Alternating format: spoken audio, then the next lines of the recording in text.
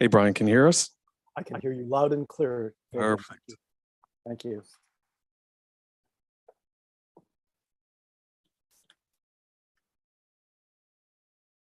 And Abigail, you realize I'm substituting for David Cronrath here because he has to travel today. He's unable to be here. So I will be the person that signs off, but I'll certainly credit David for the good work he's done with your committee, okay? Hey, Brian, he's here physically. He's physically here. Yeah, you can see his head there on the right-hand side of the screen. Oh my goodness. Oh my goodness. Okay. It is.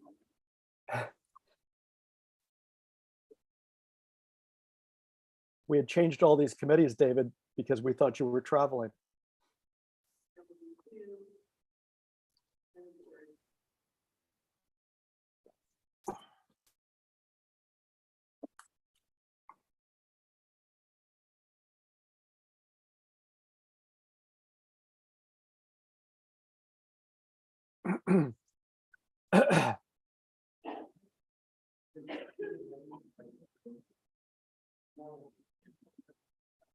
And then just go ahead and make sure that this works.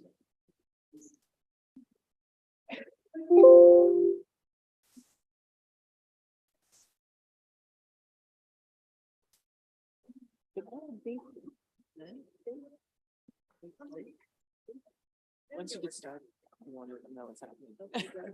That's last night, kind of slow. Years of piano recitals taught me that.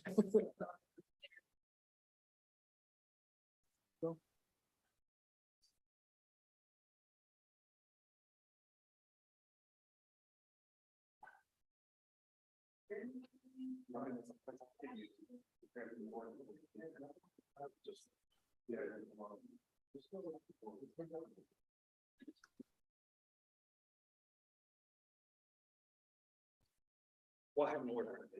I will. Yeah, I will. Break a leg. And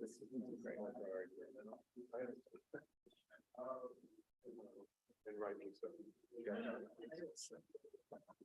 Hi. How are you doing? Good. How are you? Good.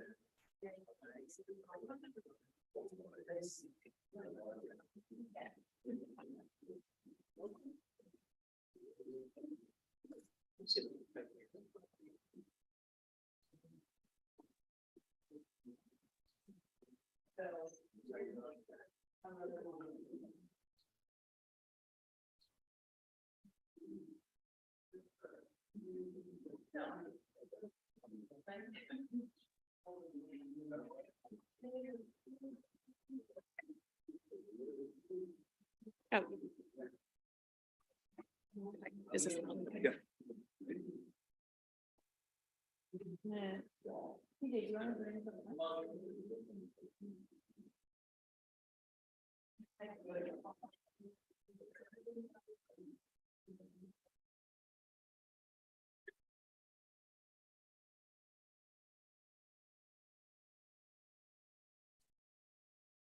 Okay, welcome to the first presentation of the spring 2023 thesis projects. We are going to start by introducing the jury, and I'm going to have you guys introduce yourselves. Just tell us your name, a little bit about yourself, and then we'll move into the presentations. Hi, everyone. I'm Mika Yamaguchi. I'm with ZGF Architects. Been with them for 4 years now. Do a lot of large scale multifamily now, and also other, government work. I'm Devin Perkins, and I actually graduated from here in 1989. I can't believe it's been 34 years. I'm actually semi-retired now. I was a principal at Hickok Cole for the last 14 years until just a couple years ago. So now I have time to come and do this. Hi, everyone. I'm Candice Maloney Franklin. I am working at To Be Done Studios, which is a small kind of startup firm in DC. We do a lot of work, mostly on social type architecture. So we work around the country in rural areas, a lot of work in DC, pretty wide range of architecture stuff. So. I'm TJ Kim, a lecturer here, and I've been working on many different types of buildings. At the moment, I'm Director of Architectural Design at D4H, designing healthcare building. Okay, great. So we are, I think, live on YouTube and Facebook for people that aren't here in person. One more juror, just join us in the front. And I'll ask you before you get too settled to just introduce yourself. Good timing. Hi, everyone. I'm Dana McKinney. I am a design critic at Harvard Graduate School of Design, as well as a co-founder of Enfold Collective, which is an interdisciplinary design practice. Thank you. Thanks. Okay, and we're going to get started with Abigail, our first presenter. She'll do her presentation, and then we'll just move right into juror conversations. Thanks for being here, everyone. Good morning, everyone. Thanks for being here bright and early. My name is Abigail Menser, and I'm excited to share with you my thesis project. So instinctively, it is assumed that hospital design is the paradigm of healthy architecture and spaces. Due to the nature of hospitals, it is intended that their structures are designed for good health. However, hospitals are inherently unhealthy spaces that people dread and avoid. So how can medical architecture emphasize a patient's well-being? Medical centers thrive on scientific ingenuity and innovative technology. However, in this process, the well-being of patients is disregarded almost entirely, leaving these facilities barren and cold. Patients are met by severe artificial lighting, austere corridors and spaces. Moreover, the constant blare of machinery, indistinguishable putrid smells further add to the patient feeling confused and disoriented. The lack of control, privacy, and denied access further exacerbates patients' conditions. Therefore, the standard experience of healthcare facilities is inherently inhospitable. Trends in healthcare design have begun to try to make healthcare experience one of luxurious comfort. As a result, design strategies have begun to transition the previous institutional model to a hospitality model for luxury healthcare design. Healthcare centers strive to be like hotels and shopping malls in order to give the patient an optimal experience. However, without consideration for the patient's well-being, critical aspects such as light and space planning disregard the patient almost entirely. Rather, healthcare design is still intensely focused on medical technology. As a result, the individual still remains secondary to the design and is often left feeling as a specimen as they receive care. This thesis investigates how designing for a patient's well-being can benefit their medical experience. Historically, healthcare spaces focused on the recuperation of the individual as a whole. This included the mind and soul of the patient, which were key elements in the healing process. Design of these spaces included connections to nature and the integration of the senses to formulate an environment to heal the entire being and not just eradicate disease. Greek Stoas, for example, emphasized water and vegetation, sunlight, and immersion in the landscape were key parts of the healing process. The Roman bath complexes revolved around luxury and recreation as a form of healing. European monastic hospitals centered around green spaces and courtyards, and these places were serene and conducive to healing. And lastly, Barmaristans in the Middle East had aspects of design that involved the senses, such as aromatic plants, water, and music to create an environment of tranquility, which was considered critical to the healing process. With inspiration from historical precedents, the philosophy for this design is to combine the advances of modern medicine and technology with biophilic design principles to create an experience that is rational and efficient, while promoting a sense of continuity and community for patients as they receive care, resulting in a human-centered facility that is designed for well-being and conducive to healing. The selected site is located on the MedStar Washington Hospital campus. It is in close proximity to cancer research conducted at Howard University, where the only comprehensive cancer center is in the area. In addition, the natural amenity of the reservoir lends to the biophilic nature of the center as well, and adds some tranquility and calmingness to the site. Current cancer center at the MedStar Washington Hospital Cancer Center services are quite limited. Patients are often sent between this facility, Howard University, and MedStar Georgetown's Lombardi Comprehensive Cancer Center. Therefore, designing a cancer center in this location that houses majority of the necessary treatments and resources is strongly needed. Additionally, the conditions are bland and sterile, making it optimal for the interventions of this thesis. The current conditions of this site show it is surrounded by concentrated roadways, ostracizing the hospital from its surroundings. Further analysis of the site revealed the immense potential for the facility to be built adjacent to the McMillan Reservoir. However, the conditions of traffic, lack of green space, and unorganized flow of pedestrians and vehicular traffic underutilized this site and has made it in complete disorder, therefore resulting in the current condition being similar to a citadel with no connection to the surrounding city or community. An understanding of the existing conditions provides the ability to the most optimal location on the site. Analysis of the current conditions of the site included the location of green spaces and understanding of the traffic flow, bus stops, and building locations. Further aspects such as topography and water flow became critical to understand as well when choosing the location for the site. There are three main users on this site. Firstly, the emergency vehicles bringing patients to the site, the patients arriving to receive care, and lastly, the staff and healthcare workers who come to service and maintain the hospital. Formerly used as a staff parking lot, the location for this facility on the site is nearest the reservoir, providing an easy access to location with potential for connection to green spaces as well as the reservoir. However, further analysis uncovered that the views from the ground floor would be inhibited by the hill across from the site, providing further challenge on an already challenging site. The updated site plan reorganizes the context and surrounding site through turning Michigan Avenue into a green street that introduces trees, bioswales, and a constructed wetlands to add more green infrastructure to the site, while simultaneously mitigates runoff, water retention, and stormwater management on this site. This allows for the street to function more like an ecological system that promotes habitats and plant life that contributes to a more pedestrian desirable space. Adding sidewalks and a slight curvature in the road also slowed down traffic, making Michigan Avenue more pedestrian friendly. In line with the goal of this project, it became critical to find ways to open the site up and establish it with a sense of place. The pedestrian bridge begins to break the confines of the surrounding streets, bringing people from the neighboring areas onto the site and nearer to the reservoir. An urban garden enables for the community engagement on site through the amenity of gardening and fresh produce for patients and community members to engage with. Farmers market on the eastern side of the site becomes a hub for local retail and produce to be sold. Through this addition to the site, patients have the opportunity to feel and interact with daily life and routine, brought right onto the site. The addition of a bridge from the facility to the Reservoir Park allows for patients and visitors of the center to have a direct access to green space and the reservoir. In addition to the physical characteristics of the design that are achieved through biophilic design principles, this thesis investigates the impact of designing for a patient's well-being.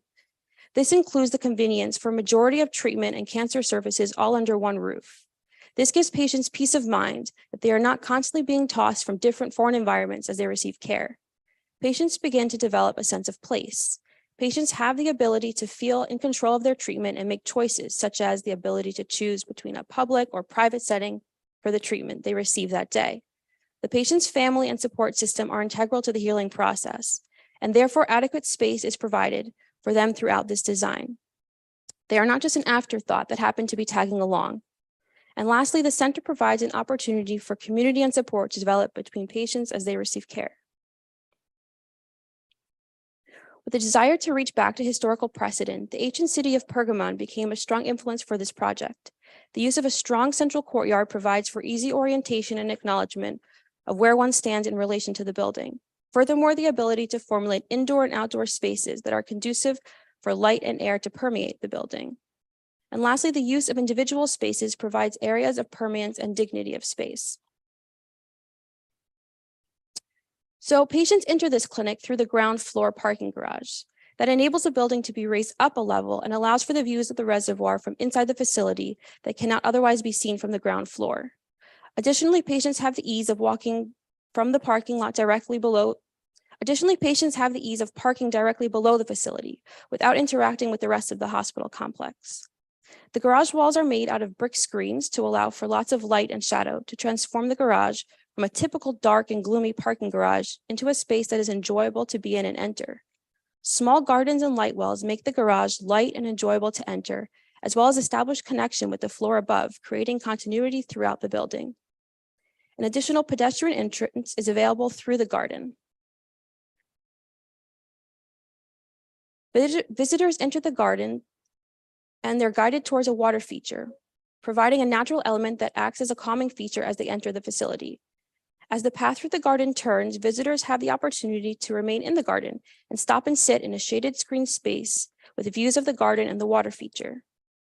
Both the pedestrians and the visitors who arrive through their vehicle convene in the garden to enter the facility through the main lobby. Visitors enter the triple height lobby space that is bright and airy and acts as a core through the building. The lobby features a greenhouse of exotic plants and a water wall, providing the slow, soothing sound of falling water, therefore resulting in the entry of a space to be very connected to the exterior experience, as well as still very soothing to patients as they enter the facility. Upon reaching the top floor, visitors are instantly greeted to the views of the interior courtyard of the building. This is a central orienting feature of this building, therefore providing the experience of leaving one garden on the lower level and a new garden on the upper level that centralizes visitors throughout the building. The water feature from the lobby runs over the wall and into the contemplation space, creating a sense of permanence in the space. The contemplation space is designed to benefit all the users of the facility. Patients can frequent the contemplation space while they are waiting for treatment or regain their composure after the treatment is due to the atmosphere and light that this space provides. Family members and visitors can also utilize the opportunity as a place of contemplation or recuperation while a loved one is receiving treatment. Visitors carry down the hallway that surrounds the central courtyard. The right side of the plan is dedicated to the medical spaces, such as the imaging center, the radiation space, and the clinic, while the left side of the plan mainly houses the mixed-use elements of the program that include a library, an art space, and a yoga studio. This further provides opportunity for the patients to feel engaged in communal activities as well as conducive space for family members to remain busy while being with a loved one for treatment that are often quite lengthy. The added aspect of mixed use, such as a cafe that overlooks the garden, further gives the opportunity for an enjoyable, memorable experience to take place within the facility and not just one of illness. Little niches in the corridor allow for places of respite and are designed to feel part of the outdoors despite being inside the building. The building culminates in the infusion center. In this space, patients have the opportunity to choose a group setting or a private setting to receive their infusion treatment. In this way, patients regain feelings of control over their treatment. The group space is designed to be a treetop experience, which is calming, but also can be novel and nostalgic experience. Through glass views of the reservoir, through trees, patients have a view outwards and are able to enjoy their treatment while having something to distract them and beautiful to look at. Personal rooms that look out onto the courtyard are also available, providing a more private location for family members to accompany a loved one during their treatment. In conclusion, during treatment experiences, patients feel detachment and instability. Through the human-centered design of this facility, this center creates a closeness to community and permanence based around the patient to enhance well-being and therefore becomes conducive to healing. Thank you.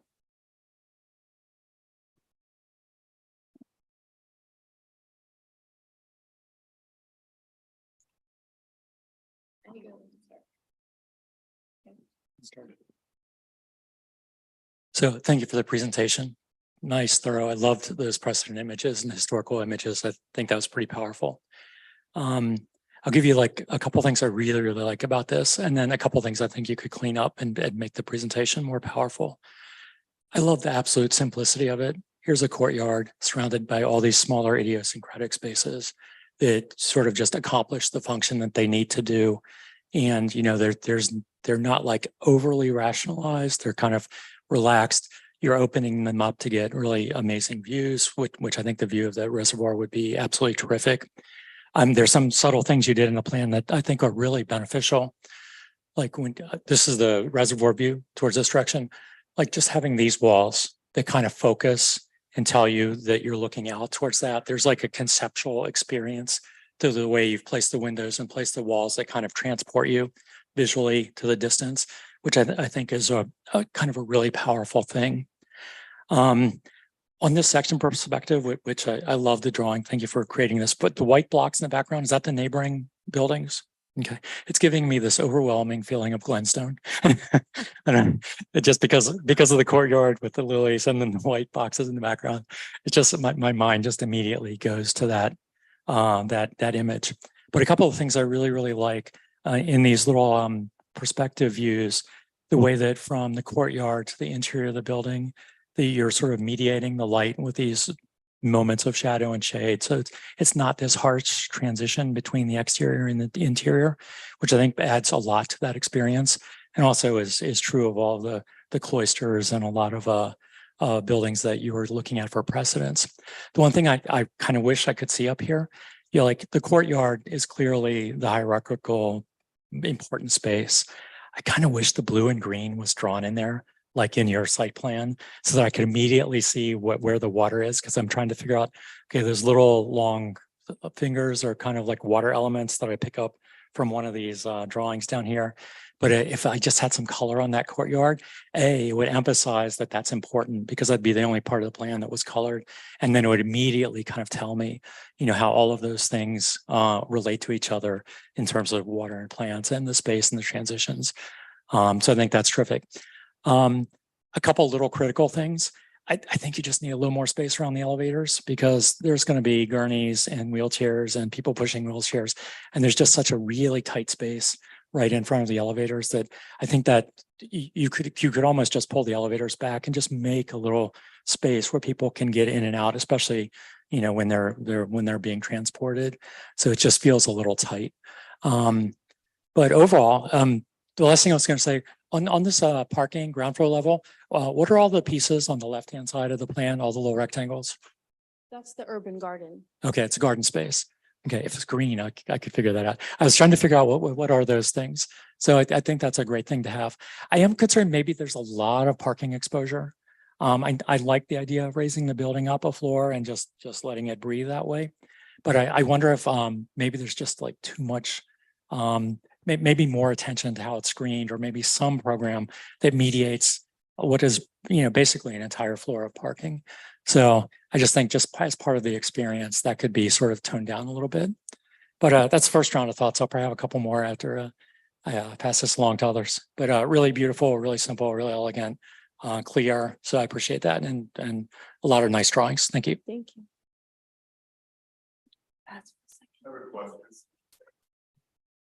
Does everybody who arrives there by vehicle, whether they're being dropped off or parking, enter that entry in the first line on the upper left? Everybody goes in there, and people dropping off and people parking.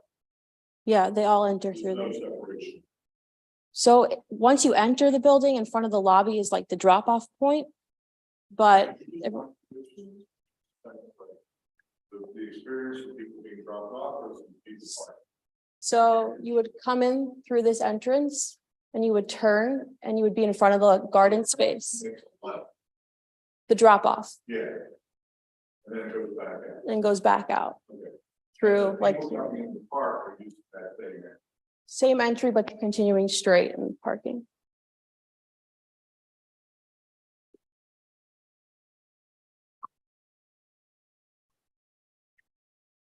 One thing I'm curious about is, did you, in some of the research that you did you look at the population that MedStar currently serves for these types of treatments? Do you know that number offhand? I don't remember. Okay.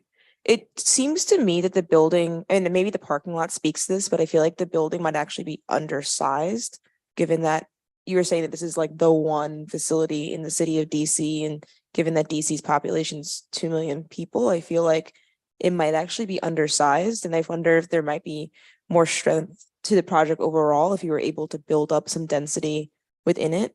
I assume it's outpatient and no inpatient facilities.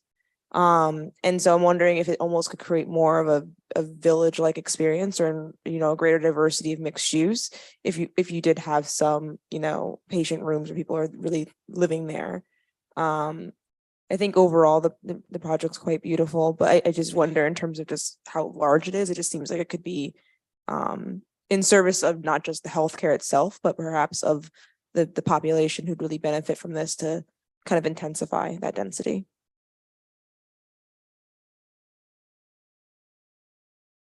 Thank you so much for presenting. I agree with everything you've said so far. Great presentation. I love your use of water and green space and really thinking through kind of precedents of how to make that happen. One of the things that I guess I have questions on mostly is when you started your presentation, you kind of talked about circulation and how people kind of connect back to the site. And then it's really hard to kind of understand that of like how are people entering into this building, how people are kind of going around the hospital. I think it would be kind of helpful to kind of have a diagram to kind of think through some of that, because I have three sisters that are doctors, so this is a very like exciting project for me. And one of the things that I think is important for most hospitals is really having a sense that when people enter into the building, they know where they're going, so that they can experience the things that you talked about of being able to connect to the water, to connect to the green space. But I think that's kind of missing a little bit here of not really having a sense of where you're supposed to go. Just on a technical side, I did have the same question about capacity, but also with the bathrooms as well. I think there's only one group here. So to be able to circle around this entire building and only have a bathroom in that corner, I think would be problematic for circulation again. So I think just thinking through how people like experiencing this space and being able to kind of divide that out with the sense of population and how they're going to use that building will be helpful to you, but totally beautiful presentation. So thank you very much.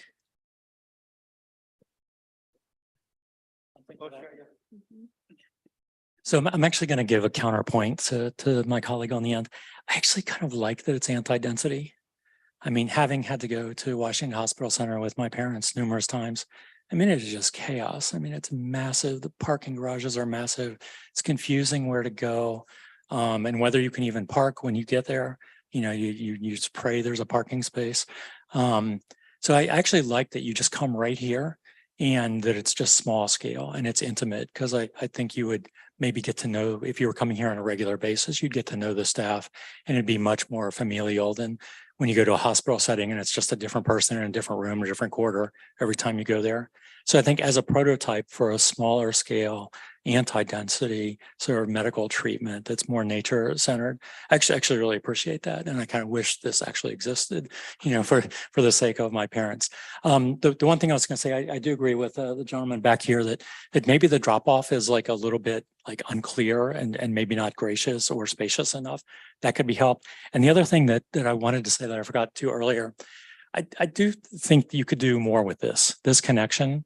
It's kind of like, it almost feels a little bit like an afterthought, like the way it ends just at a pair of doors. I kind of wish it ended at a terrace and then you had a chance to transition. You could sit here and watch people going across and back. I just wish this, which is the one chance you have to really get over to the water, like took on a more of a significant architectural image in the plans, because really it's almost like just the corridor just kept going. So I think some of those things could clean it up a little bit. Yeah, those were my eyes were going to. Sorry, I'm still wrapping my head around your project. You spent such a long time to develop this beautiful project. So sorry that if I don't catch everything that you have in there. But you started your presentation based on the understanding how everything connects with the campus and then the neighborhood, and then given the infrastructure that you have, including the nature and everything. And the project itself, I'm wondering that if there is a better connectivity to the existing hospital campus as well as the neighborhood. Yes, hospital that you really want to disconnect to like general public access unless you are really coming to there.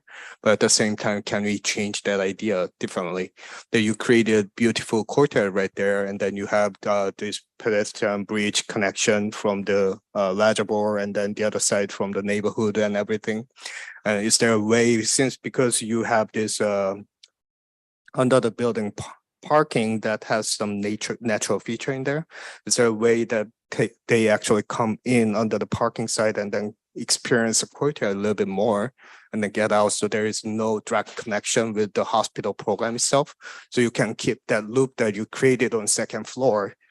That is more functional part. And then would the courtyard being still an asset amenity to the general public or the neighborhood or the hospital campus, the people coming to different buildings. So that creates real connection as you first started exploring. Then this building becomes standalone building, and then this building only gets that opportunity to cross the pedestrian bridge to the other side to Legible. And the other thing is that every time I design a building, not every functional space need windows. Not every functional space need to have view. Like some places better without view. Like when you get treatment that you probably don't want to get view from the outside. View is always like from inside to out, outside to in. So it creates certain level of the uncomfortable feeling in there. But you started creating this class story in there in the infusion center. And you maybe may consider to use glazing more strategically. Because when you look up, there is a feeling that you're looking up to the sky, there will be no one looking back to you. So that's very strategic, and then that's nicely done. You still connect yourself to the nature. And at the same time, you probably want to think through more functional part of the building that if there's programs that doesn't require glazing or view out, instead of you creating strategic view, bring the light in, and then connection to the nature through the sky, and then some foliage above instead of direct look outside.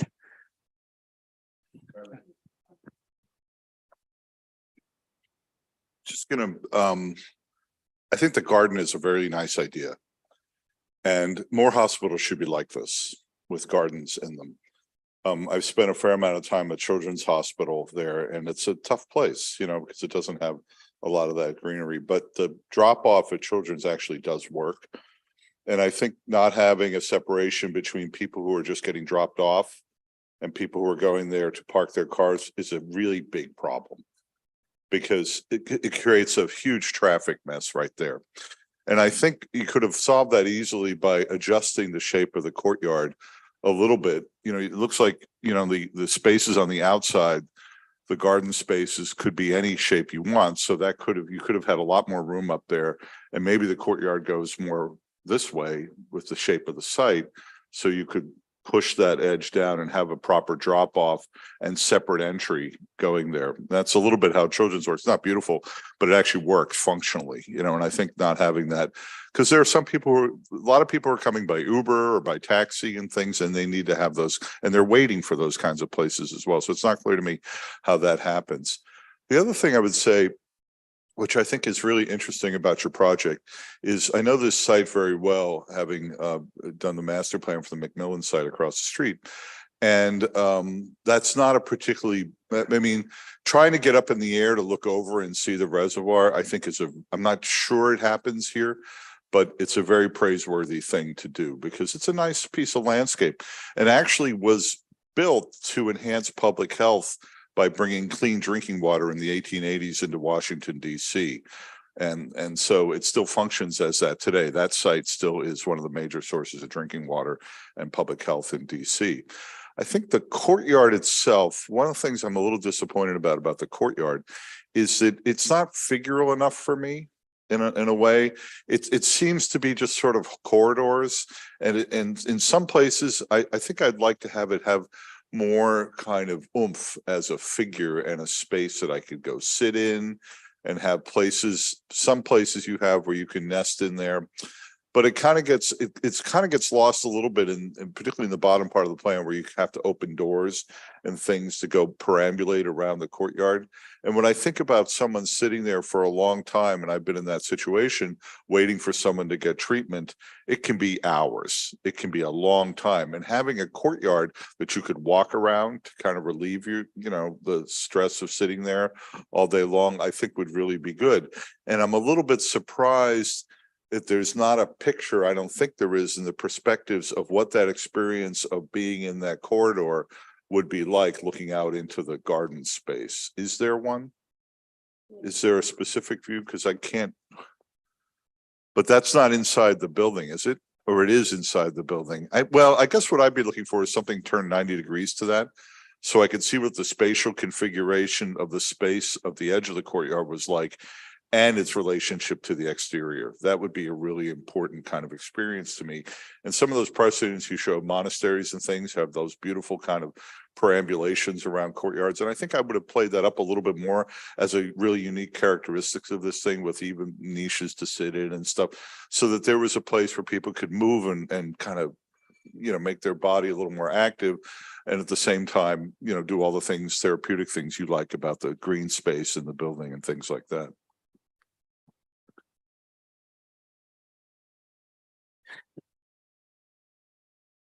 Thank you for your presentation. It looks like a lot of work because you picked a really complex program. There's a lot to think about, from contamination to security, and circulation is really important, as a lot of people highlighted. And I guess I'll repeat that as well, just circulation, getting into the site, kind of differentiating between your entrances and the separation between drop off and parking. I think that is, a critical thing, and an opportunity to make an interesting parking garage too, I think, when you add that component. I like the courtyard idea because it not only, allows for a good acoustic buffer, but there's also a lot of like chemical and pollutant stuff around there that comes from that reservoir. Just from my personal experience running around there a lot, you can smell the chlorine. So it's almost like symbolic of a natural feature, but it really isn't. And it's nice that you can make that connection to water and kind of the landscaping there without really getting those impacts, because I often question, the location of such sensitive areas next to a very chemical intense place. So yeah, I think the courtyard's a really good strategy. I also wanted to kind of reiterate kind of the adding more maybe dynamism to that courtyard perimeter, and maybe kind of like this image here with the stair and the planting on the inside of the lobby. Is that interior space? That is, right? Okay, so I feel like because your kind of thesis revolves around this biophilic approach, you're going to want to bring more of that kind of interior or exterior into the interior, and have a little more like year-round connection to nature, even if it is kind of, we kind of simulate the connection to outdoors. It's really, I think, a good design opportunity to bring more dynamism to your kind of the green spaces. I guess a more kind of technical comment is, I like to see a deep floor plate, or the way you have it here, and a thickness to your floor plate at the same time, because I think there is a utility to that a lot of people miss. I know a lot of it's structural and it's insulation and all that, and it allows you to have the pavers, but you're going to have a lot of stormwater collection off of this surface, because it's actually like a MAPP building. And so you're going to have a lot of utilities running through these kind of interstitial spaces that I think are also a kind of design opportunity. I see a lot of water collection.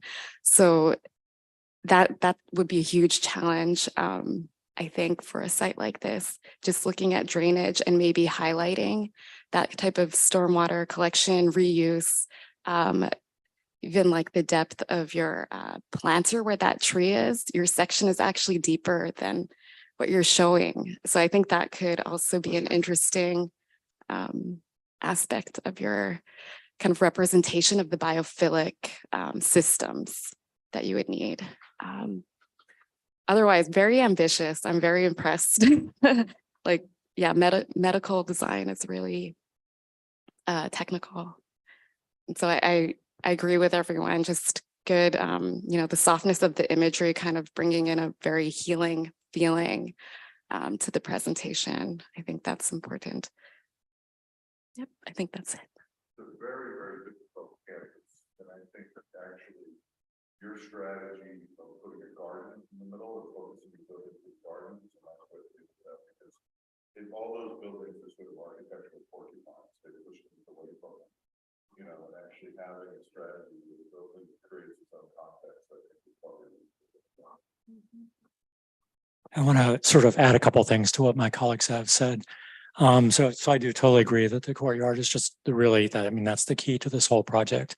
And I'm kind of torn between maybe wanting it to be more figural, but maybe being the complete opposite and being even less figural. Like I wonder along these courtyards, like especially along here, there's kind of one little space that pops out into there. But I wonder if like in here where this door is, if that actually becomes like a space where, when it's 100 degrees in the summer and you still want to feel like you're in the courtyard, but you don't actually want to go out there because it's just too damn hot, that you could actually have moments that would sort of break down that circulation, which feels a little bit constricted at times, to really be more active in the courtyard and actually become more dynamic and less figural. So I think you could kind of go either way with that. And you could probably do that and still be figural at the same time, but it would just take a little while to figure that out. But the last thing I wanted to say that I do appreciate a lot, so especially looking across these images at the bottom, I feel like you've really thought about each individual space, because you have clear story lighting in one where there's the treatment going on. There's sort of a screen wall in another, and then there's reflected light off the water in another. So there's all these different experiences to shading and light and green.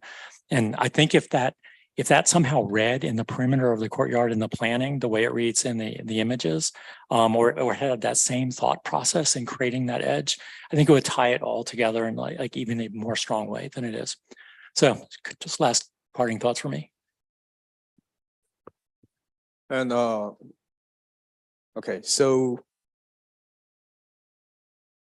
I guess I was having a little bit of a problem myself with the courtyard itself because it isn't captured for the building, but it is an outpatient building, you said, right?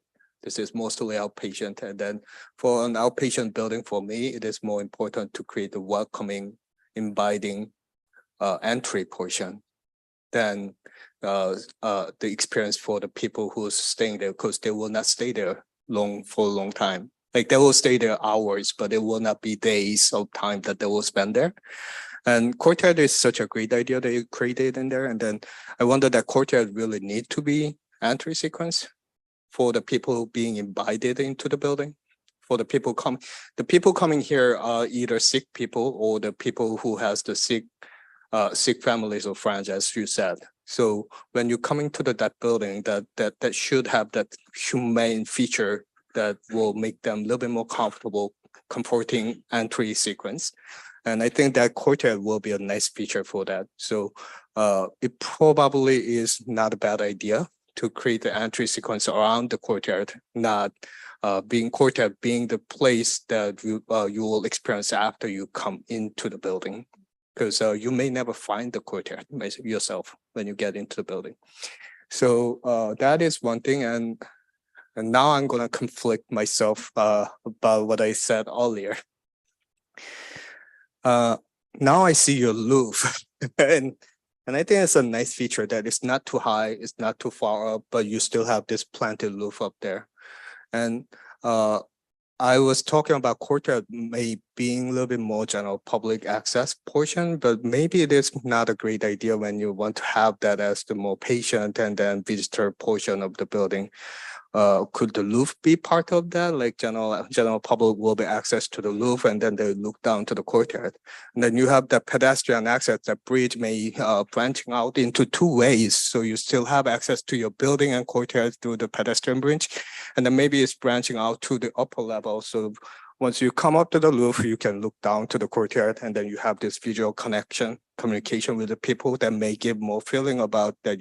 What you talked about, that still the patient in there still have that connected feeling with the society together. So and once you have that connection, maybe you're going through the roof, going to the other side of the campus, you're connecting to the building on the other side of campus through that. So you have these many options that you can go through from the hospital campus. You either coming through the roof get to the legible or coming to the building, get to the legible, depending on your security level access to the building. So I would love to see how the roof can be better utilized in a way.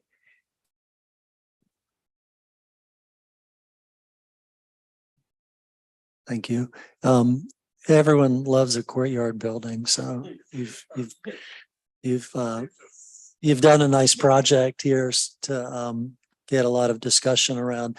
I have questions and some comments about kind of the scale of how you thought of the siting and pulling together some of the comments that have been made. There's that kind of very thin pedestrian bridge that goes over Michigan Avenue that Devin pointed out. I would love to see a site section at a much smaller scale that cuts through your courtyard, through the infusion room, all the way through that mound and out to the water, to really be convinced that you're going to get that view. Or if in the infusion room, you're just going to get that view of the Michigan traffic and the berm. And so to pull together maybe Dina's comments, maybe it's a multi-story building and you get higher and you look out. Another way to think about it is put the whole project on the other side of Michigan Avenue. You know, make a beautiful entry sequence through the hospital side, and they make that bridge a part of the experience, and put your whole project on the lake side of the project. Or, you know, if the site section tells you that you're not going to get that view and you don't want to build on that side, pick up some of the comments about the courtyard and really make this, maybe turn the whole thing inside out. Maybe all the rooms face the courtyard and the circulation is outboard, or the rooms are more focused on the courtyard experience. And then the TJ's comments about the entry sequences, I think you could pick up on that and think about those holes you cut for the trees that are planted down at the parking level. Maybe there's a staircase in each one of those, right? And so if you're in the far corner of the parking lot, instead of walking through all of those cars, you get to that first hole and sky and come up, and the courtyard gets very activated with coming and going, and becomes part of the arrival sequence sectionally, not just in plan. But nice project. I had this thought when Matt was talking about the courtyard perambulation, you know, and not, you know, if you're a family member waiting, you're not able to go all the way around. And so I immediately thought about Renzo Piano did this addition to the Isabella Stewart Gardner Museum in Boston. It's like the whole front entrance sequence. There's a library and some other functions. And then there's this glass, all glass kind of walkway that goes between that into the original house. And when you're in it, it's, first of all, it's a gorgeous construction, but also you're still outside, right? So I was thinking, why not just run something like that, like actually have a courtyard experience for the visitors and one for the patients within this scheme. Although I really like what Peter just suggested about flipping it and having the perambulation go to the outside, or maybe it's both. Some of it's to the outside where the views are good, and then it dives back through the building. But in any case, I think the courtyard could be further explored as to how it's actually really used and who gets to use what parts of it. Yeah.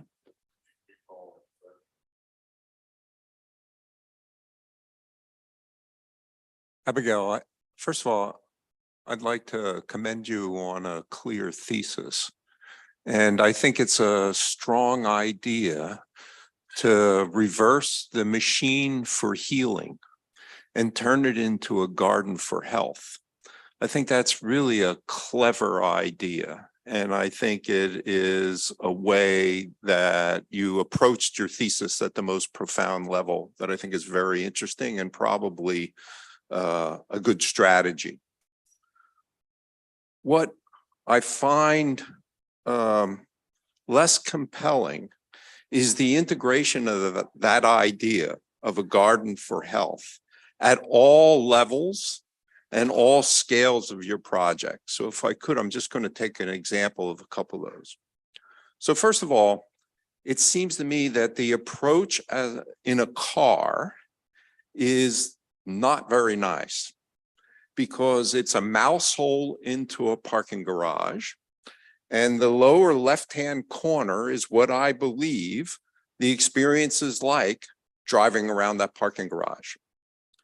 And so that, I think, is an opportunity that you could have really explored. How does one arrive in a garden via a vehicle?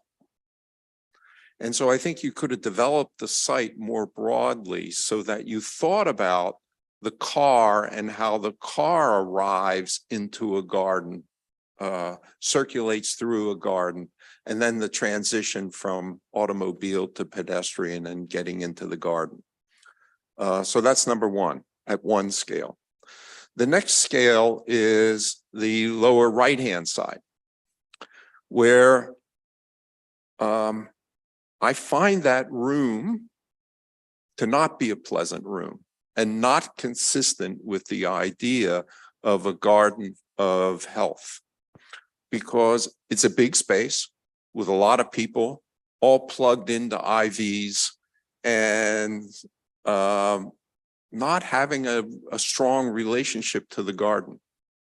And I think it's because of your strategy in the bottom of your plan, where the infusion spaces are, of not bringing the garden up to the level of where people are, so that I could have gardens infiltrate the plan so it's not so rigid. And when I'm being infused, I can sit next to the garden, kind of in the garden. Rather than what's happening here is, when I look at that perspective, the way you've developed the fenestration, I'm actually isolated from the outside. I'm more focused on the interior and all the other people who are around me in these God uncomfortable situations being hooked up to an IV. And so I applaud the idea. I think it's really great. And I just think there are greater levels of application, both at big scale and small scale. I'll just have one technical thing and then I'll be quiet. Your wall section, there's something wacko about it. So first of all, I think the people are the wrong scale. By my counting of brick courses, I believe they're 88 inches tall. That's a little too much. Yeah. I don't even think LeBron is that tall.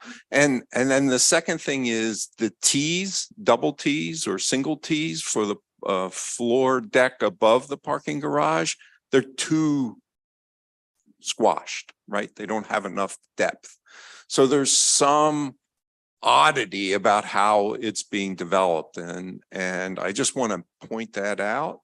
The other thing I'd say is the parking surface would not be structural as you've drawn it, but there actually would be gravel under it. And so I caution about making symbols of structure rather than actually thinking through dimensions and depths and how things are actually made. Because I think that's a challenge for today, where the machines that we use to design make stuff, but it doesn't necessarily add up to what we really are thinking about when we're making a building. And so, but I don't want to end on a negative note. I really applaud the idea of a garden of health as compared to a machine for healing. And I think that was really a strong strategy from the beginning. Thank you. Great project. I think I really appreciate you for dealing with a major, thesis question, because this is a tough one. So I have a few kind of comments here. One is that, goes back to what was discussed about the garden and the courtyard. You know that wayfinding is a major issue in any hospital design. Many of us who go to any hospital, we get lost, mainly because of the lack of signage and the fact that, architects, designers, they have not paid close attention. And also interior designers, there are just so many issues there. So I want you to think about the way that you have designed that courtyard and whether that's clear enough to any visitor to tell us where to go, right? So you need to think about that. You need to have scenarios. The other thing is that when you were presenting your project and you got this question about the number of people, I was thinking about the potential expansion of this building in 10 years, because that's actually what has happened to many of these hospitals over time, right? So in Baltimore, many of these hospitals, they got expanded after 10 years. And you need to have a scenario in place, even though this is your design and you are not in charge of expanding it. But you may say that if this, they decide to add buildings, this is, this is what this, they may do it this way, right? So you need to have that kind of scenario. I was also looking at the images here of individual spaces. Lobby is such an important place. Why is it important? Because this is the most healing space, right? This is the most hectic space. People are getting there. We are all stressed out. This is where we are trying to meet the, trying to get there, to find the right person. Everybody is stressed out. Everybody is anxious.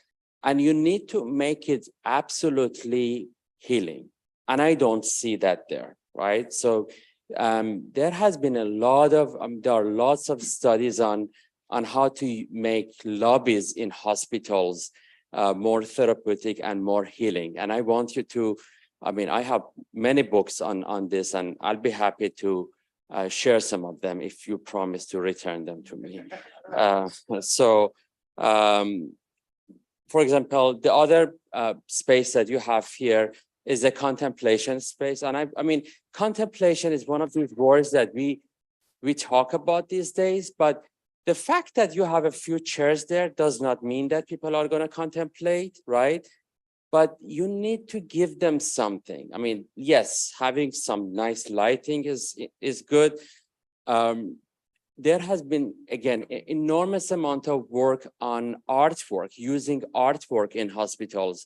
Johns Hopkins Hospital in Baltimore, there has been a great amount of work, artwork, and they change it over time. In different places, because I did a lot of research on that specific hospital, and in different places of that hospital, and they bring different artists, and all of that is evidence-based. They see what is working, what is not working, based on the audience, whether they have 5-year-old kids or people who are dealing with heart attacks. So again, think about the kind of patients that you have, what kind of contemplation you are talking about. My final comment has to do with the representation and the rendering. I think what you presented here was not being represented on the boards here. So maybe it has to do with colors. The clarity of the ideas was not there. In terms of the way that it was not clear how well the courtyard was designed. Maybe the way that you presented this section here, the spaces that you chose here, the renderings, you need to think about that. And little details like, for example, in a real hospital, the majority of people that you visit, they are on wheelchair. They can't walk. This is the reality of the real hospital. So you need to pay attention to these details. But congratulations.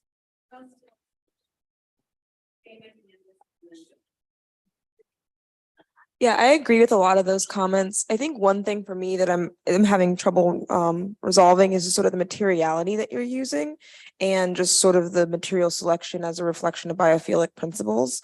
And I keep on looking at this infusion room, and I completely agree. I feel like it feels very austere, and that was one of your criticisms of a lot of hospital spaces is sort of the starkness, the coldness, the sort of the flatness of that space. And I'm just wondering if you can bring in structure, maybe it's through, you know, laminated glue like beams and or some wood, or having sort of plant structures that are actually in these spaces a little bit more explicitly, because it's so over on the in the courtyard, but it's not pulling through into the sort of the ethos of the spaces that you're creating. And then the second comment I just want to give is just I'm thinking about this courtyard, and it's so exposed in terms of solar exposure. I don't know if that middle of that space is going to be super pleasant in the middle of the summer. And it might be so open that during the winter there might be really large cross breezes that might also make it a little uncomfortable. And so I'm just wondering if there's sort of structures. I know you have a pergola on the periphery of it, but I'm wondering if there are structures that you can start to locate or pull through from the parking garage as a way of access with a staircase or something that can help to break down that scale, but also provide possibly more shade and a more of a windbreak. But again, I think the project's quite beautiful. Also, I just question the use of brick as opposed to something else that might. I'm curious to understand like why brick in this particular case, if it's because of some of the other hospitals. But I think you could be more discerning with that material selection. I'll add to that. I was going to kind of bring up some of that I just finished up this project that focused in on biophilic kind of design, and some of the principles that you really kind of have to think of is really of material choices and how nature is kind of tied back into that. But outside of that, a lot of it really have to do with like, how is it actually connecting back to nature in terms of form as well? And so I guess my question that I think I've been struggling with a little bit is why the choice of all of these like linear kind of paths? Is that to kind of counteract the water and nature and all of that? Because biophilic kind of design is more curved and natural forms and kind of really diving into what nature is. It's not so straight line. And I'm a person that really love linear kind of components, but even when you think about how the site is of just like the curves that's already kind of there on that side, I'm just wondering why not really taking advantage of some of that, but instead of going in this kind of linear path with the courtyard. And is there a way to kind of bring in some of those kind of biophilic designs to break up some of that linear path and condensing, I think that's happening around the corridors, especially to create more form that kind of draw you back into that natural feel might be helpful.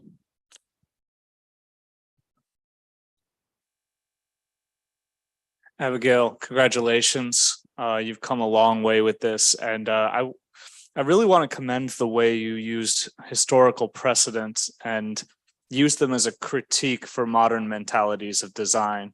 It wasn't so much form that you brought, although you did bring the big form from the Esculapius sanctuary of the courtyard with the principal spaces organized around it. But moreover, you brought a value system of hospital design from the past and used it to critique the current system.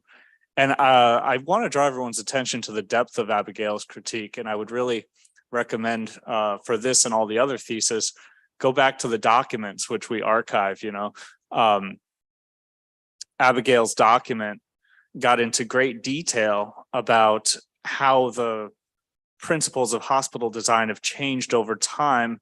And this late 19th century moment where medical advances really won the day, just completely abolished the idea of trying to create a space for human beings. And I think that, and another thing that it brought in the quarantine mentality, that the purpose of designing hospitals was to separate people from each other as much as possible, no matter what sickness they had. It was believed that contagion, that all diseases were absolutely contagious, and you had to keep everybody completely separate. And that sense of separation is a kind of just inbuilt mentality. And you showed me that that design mentality has persisted, even though we now have a much more nuanced view of contagion.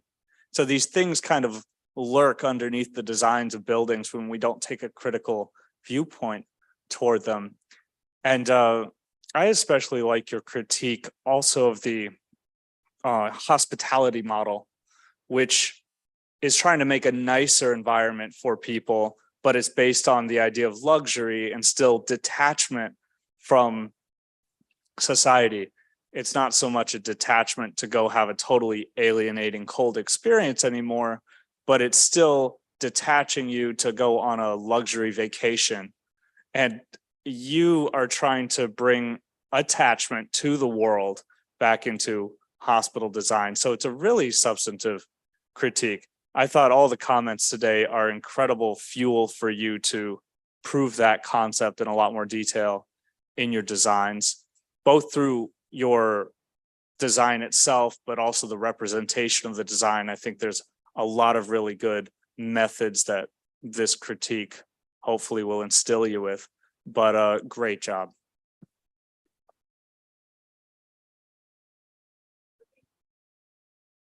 Congratulations, Abigail. Thank you. We're going to rotate 90 degrees. The right. Like rotate our chair.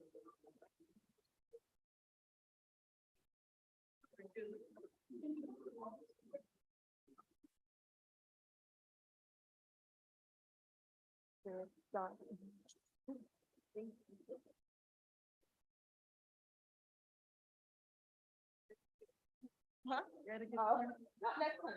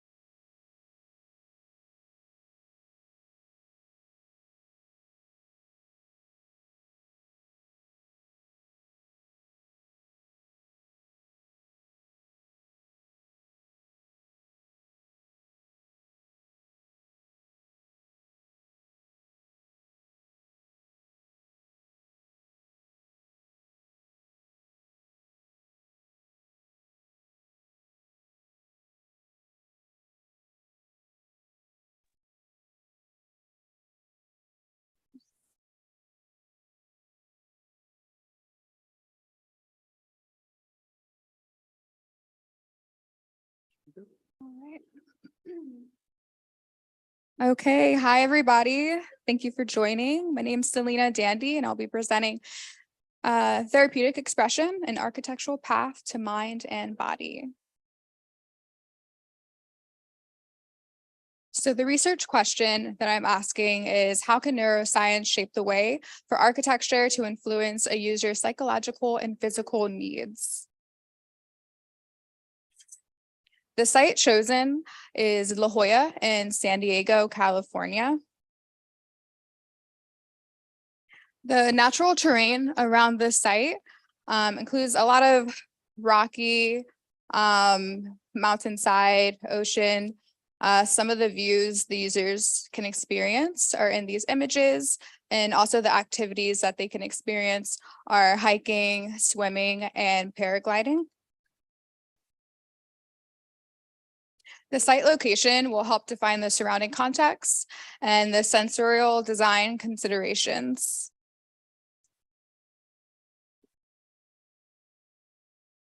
So looking into the site context and the surrounding buildings, first we have Salk Institute, designed by Louis Kahn. This facility utilizes the neuroarchitecture to create spaces that can adapt to technological advances and emphasizes the well-being of the researchers who work there. Louis Kahn set the precedent for the neuroarchitecture for the future with this project. Next, we have Scripps Research Institute, and here neuroscience is actually researched in this place. So both Scripps and Salk Institute together set the precedent for this thesis project for neuroarchitecture. So diving into the case study is the Therm Vals located in Switzerland. The location of this site sits on top of mountains, giving the user a view of the alpine meadows, sky, and the rugged rock mountains. This space is defined by the combination of light, shadow, open and closed spaces. And then the materials used are solid concrete walls and thin Vals Genesis rocks. So then diving into neuroarchitecture, I found 3 principles. First is sensation and perception. Using this principle and design elements can be seen through outside views in the building, which improves users' well-being and the state of mind. Next would be proxemics. This allows spatial distances where people can remain in a comfort zone. The different spatial distances can include intimate, personal, social, and public. Next would be ceiling height. So high ceilings promote conceptual thinking that can activate a feeling of freedom and imagination, while lower ceilings improve concentration and activate a type of thinking that is dedicated, oriented, and focused and concrete. The next principle is learning and memory. And some of these design elements can be seen through eye contact. So designing to allow the user to see one another in a building. This helps activate a mirror neuron, which encourages socialization, also incorporating soft geometry. Angular shapes benefit a state of concentration and to help be alert, while soft edges promote more of a need for security and protection. And the last principle would be new experiences. And this can be seen through wayfinding. So creating new paths throughout the site for users to use in order to break away from that consistent visual experience one might get from your home. So next, looking at form, the idea was to design something symmetrical, cohesive, that sets a balance. So the form of the building alludes users to the scenic location of the end of the site.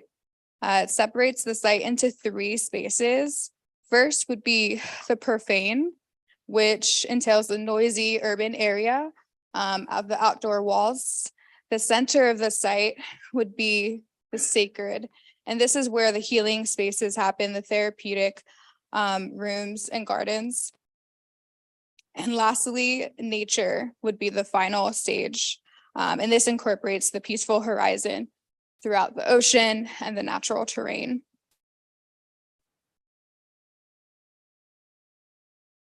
So when locating the building, the acoustics were also taken into consideration, placing the building away from any major streets or urban noises. By doing this, the location helps signify a relaxing space.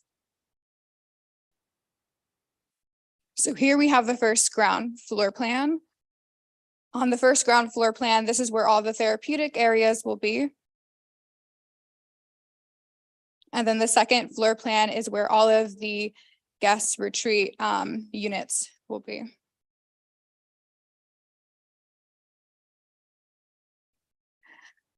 So looking at this section, the native species plants are placed around the site to help stimulate users' senses and creates a therapeutic place for outdoors for users to enjoy and encourage socialization throughout the site. Here in the west section, a courtyard is carved out and sunken 3 feet below the main surface. This allows for users to experience an intimate space within a space for outdoor gathering.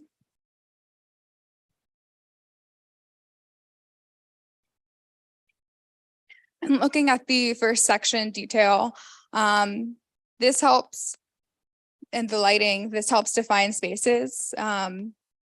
A combination of perforated light, shadows, voids are used to help manipulate how light enters the building.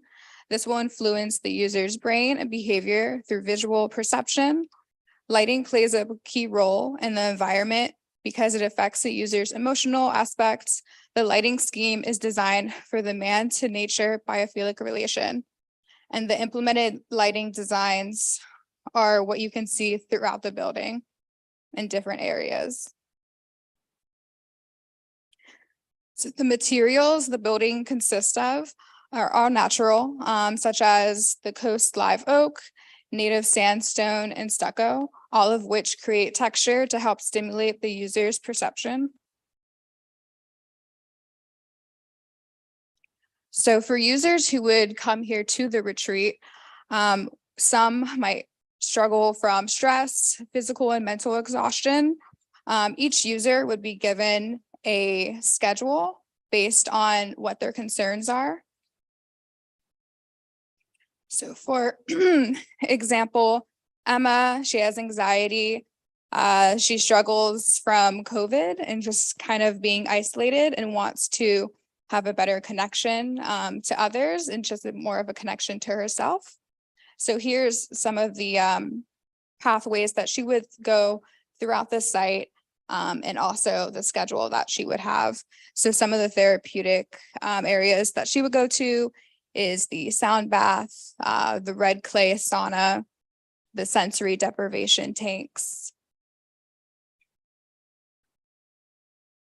So each user has a different experience and a different schedule based on their needs. And throughout the day, they do come together as a group, either towards the end of the night to have kind of a ritual bonfire, to have dinner together in the morning, to have breakfast and kind of a morning sunrise, morning meditation. So they all get to experience time alone and together. So some of the internal therapeutic spaces the users will be exposed to a various of architectural features that impact their well-being as they respond cognitively and emotionally to the built environment. Users can also experience moods and behavior change based on the different spaces they enter. The first space is the spa pool. Some of the benefits: promote circulation, reduces inflammation, improves mood, reduces stress, and improves quality of sleep. This space can transcend tranquility of the pool and the user. Once the light washes over and emphasizes the sound of the water. A user can feel relief and enjoyment as they enter the warm water. For the mood room, this dark, wet atmosphere creates a multisensory experience as the subconscious fuses perception, memory, and imagination. This design is meant to push one out of their comfort zone.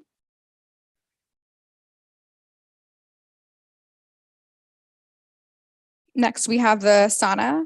The spatial layout and use of natural materials such as wood in this space promote a relaxed and comfortable emotional experience while increasing a greater neurocognitive coherence to the space. And some of the benefits for this room can be recovery for sore muscles, increases metabolism, weight loss, and promotes skin health. Next, we have the red clay sauna. Here, the scent of the red clay and the texture of the clay balls when a user is sunken into the pits creates a complex space. Here, some of the benefits can improve complexion, soothes irritated skin, and detoxifies the body. Next, we have the sensory deprivation tank. So here, due to the disassociation of sound and light in the space, the design technique provides the user to experience with the sense of touch and internal perception. Here, the benefits ease mental anxiety, decreases stress, and reduces chronic pain and muscle tension. Next, we have some of the external therapeutic spaces on the site. The outdoor courtyard and pool. Here you have a multi-sensory experience, the access to the ocean, the sound of the ocean, the sense of the sensory gardens and the water in the pool. A lot of the benefits here would be easy access to nature, fresh air, and relaxation. Next, we have the meditation garden and the sensory garden. Here, color and light are strategies that are implemented to help affect social behavior. The perforated brick walls allow light to pass through, which can be used as a technique to reduce stress and calm a person.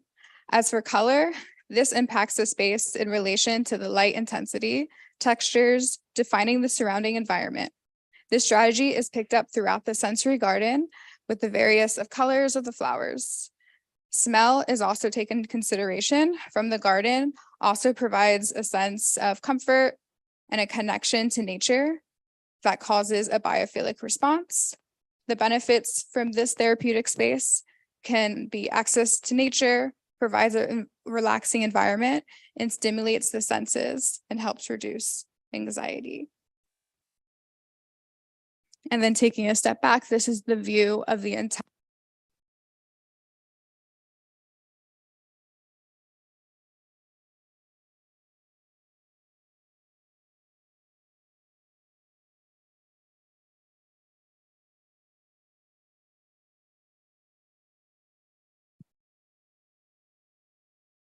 So on the ground floor, you just walk us through the entry sequence? Yeah. Maybe points at it. So coming from the parking lot, you walk through this gateway, and then here's where the reception, so you walk through and then you check in here. So the wide gray spot at the end of the parking, is that pavement or? Yeah.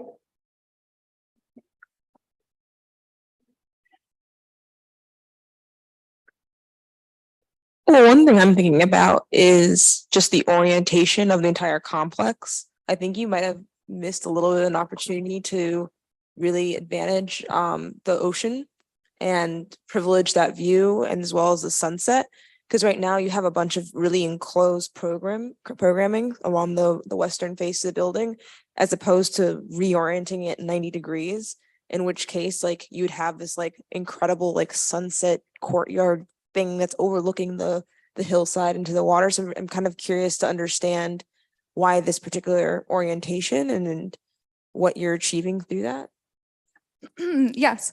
So a lot of the therapeutic spaces in this building are supposed to be internal healing. So a lot of them are closed off to natural light. And then the idea to kind of encapsulate this sunrise and the view to the ocean. So if you are staying here and you're in your units, you have a grand view to the ocean, to the natural landscape. The height elevates you to also see on top or over top of this building. And then if you are in the courtyard, you still can see this ocean view. When you walk through the gateway onto the site, you can still get a really good glimpse of the ocean. But you would be looking over a bunch of houses as well, wouldn't you? Yeah, so Because I'm looking at the site plan on the top yeah. here, right? You're at a higher elevation in that sort of residential community below. So there's ocean. So there's ocean here too. That's a bit cut off. So you would still be able to. Yeah, I mean, I just think that like using enclosed spaces on your most like prized like side of your parcel is probably like they would probably want to go on the north side, which is going to have the least amount of access to light. And so I think there could have been some reconfiguration to like make more sense to those different functions, unless you were going to say, oh, actually these saunas need to be on the west side or on the south side to privilege thermal heat, you know? So I think having a little bit more control over those things, I think there, yeah. And also the topography is kind of going, I'm assuming these white lines are topography lines. Yes. Like I have the same feeling. I almost want to just kind of rotate it a little bit so that when you get to the edge of that pool, the landscape is just falling off completely, you know, instead of just being sort of more of the planted material. But a couple of things I wanted to sort of question a little bit.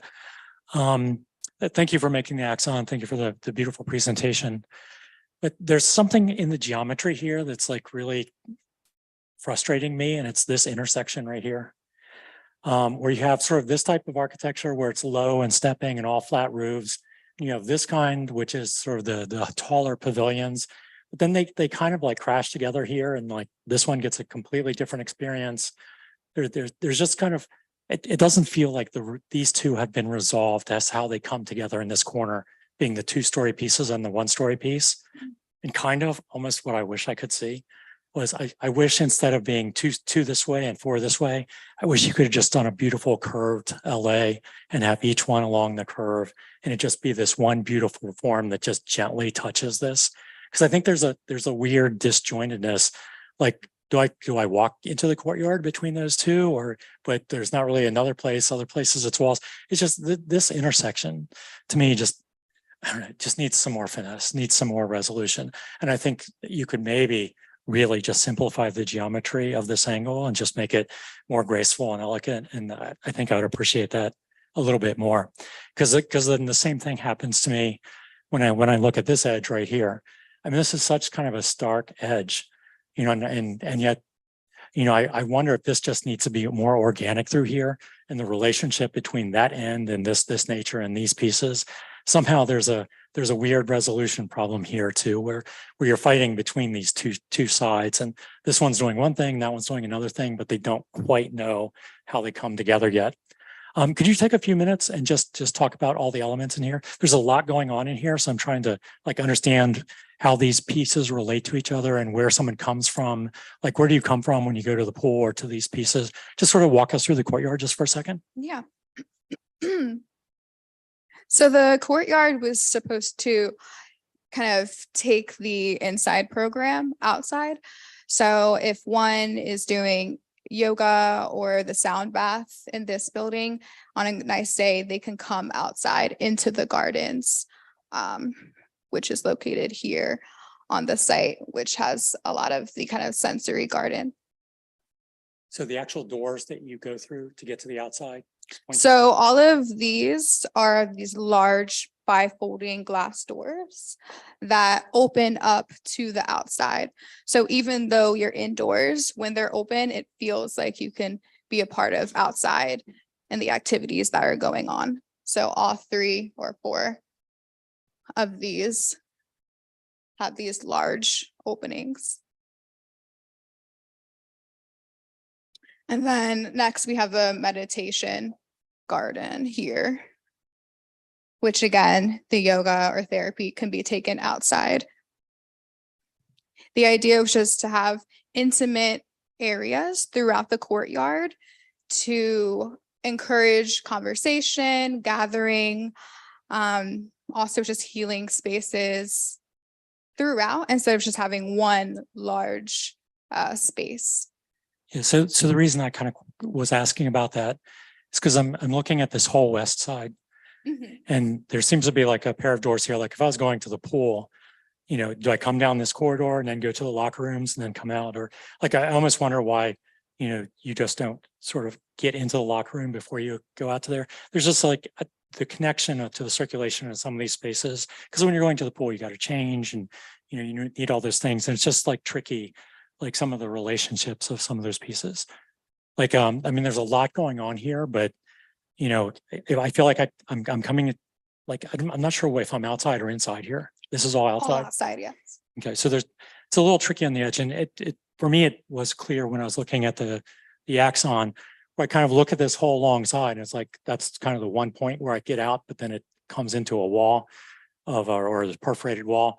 Just the circulation and the various moments where I get from space to space to space, I find a little bit unresolved. Would you tell us more about the materials that you're using? It sounded important and going to be heard enough. Yes, so the materials for the building would be the sandstone native to the area, the wood mullions, and then stucco. All three to create a sense of texture to help perception and stimulate some of the senses for users. All right, I do want to compliment you on the materials. I think the tones and the colors and the richness of the materials is really good. But in the graphic presentation, I find a couple of things really frustrating. Like I won't necessarily be able to point to it, but when I'm looking at the sort of sandstone pattern and the way it relates to the doors, like this one door is like 6 inches from a grid line, and then this door is right on a grid line, and then sometimes the stone joint lines are like 6 inches in from the door. Like I would want to really control that stone wall and work out that pattern relative to the doors and make it look completely resolved. I think that'd be really strong. And then I'm having a little difficulty understanding this. Is this like a solid stone wall or? A perforated kind of stone I think wall, like if you could just get those couple lines that make it feel like it has depth, because it almost feels like it's a thin thing that I'm just seeing through. It doesn't, just the way it's rendered here, it doesn't have that material thickness when I see the perforations. So. Okay.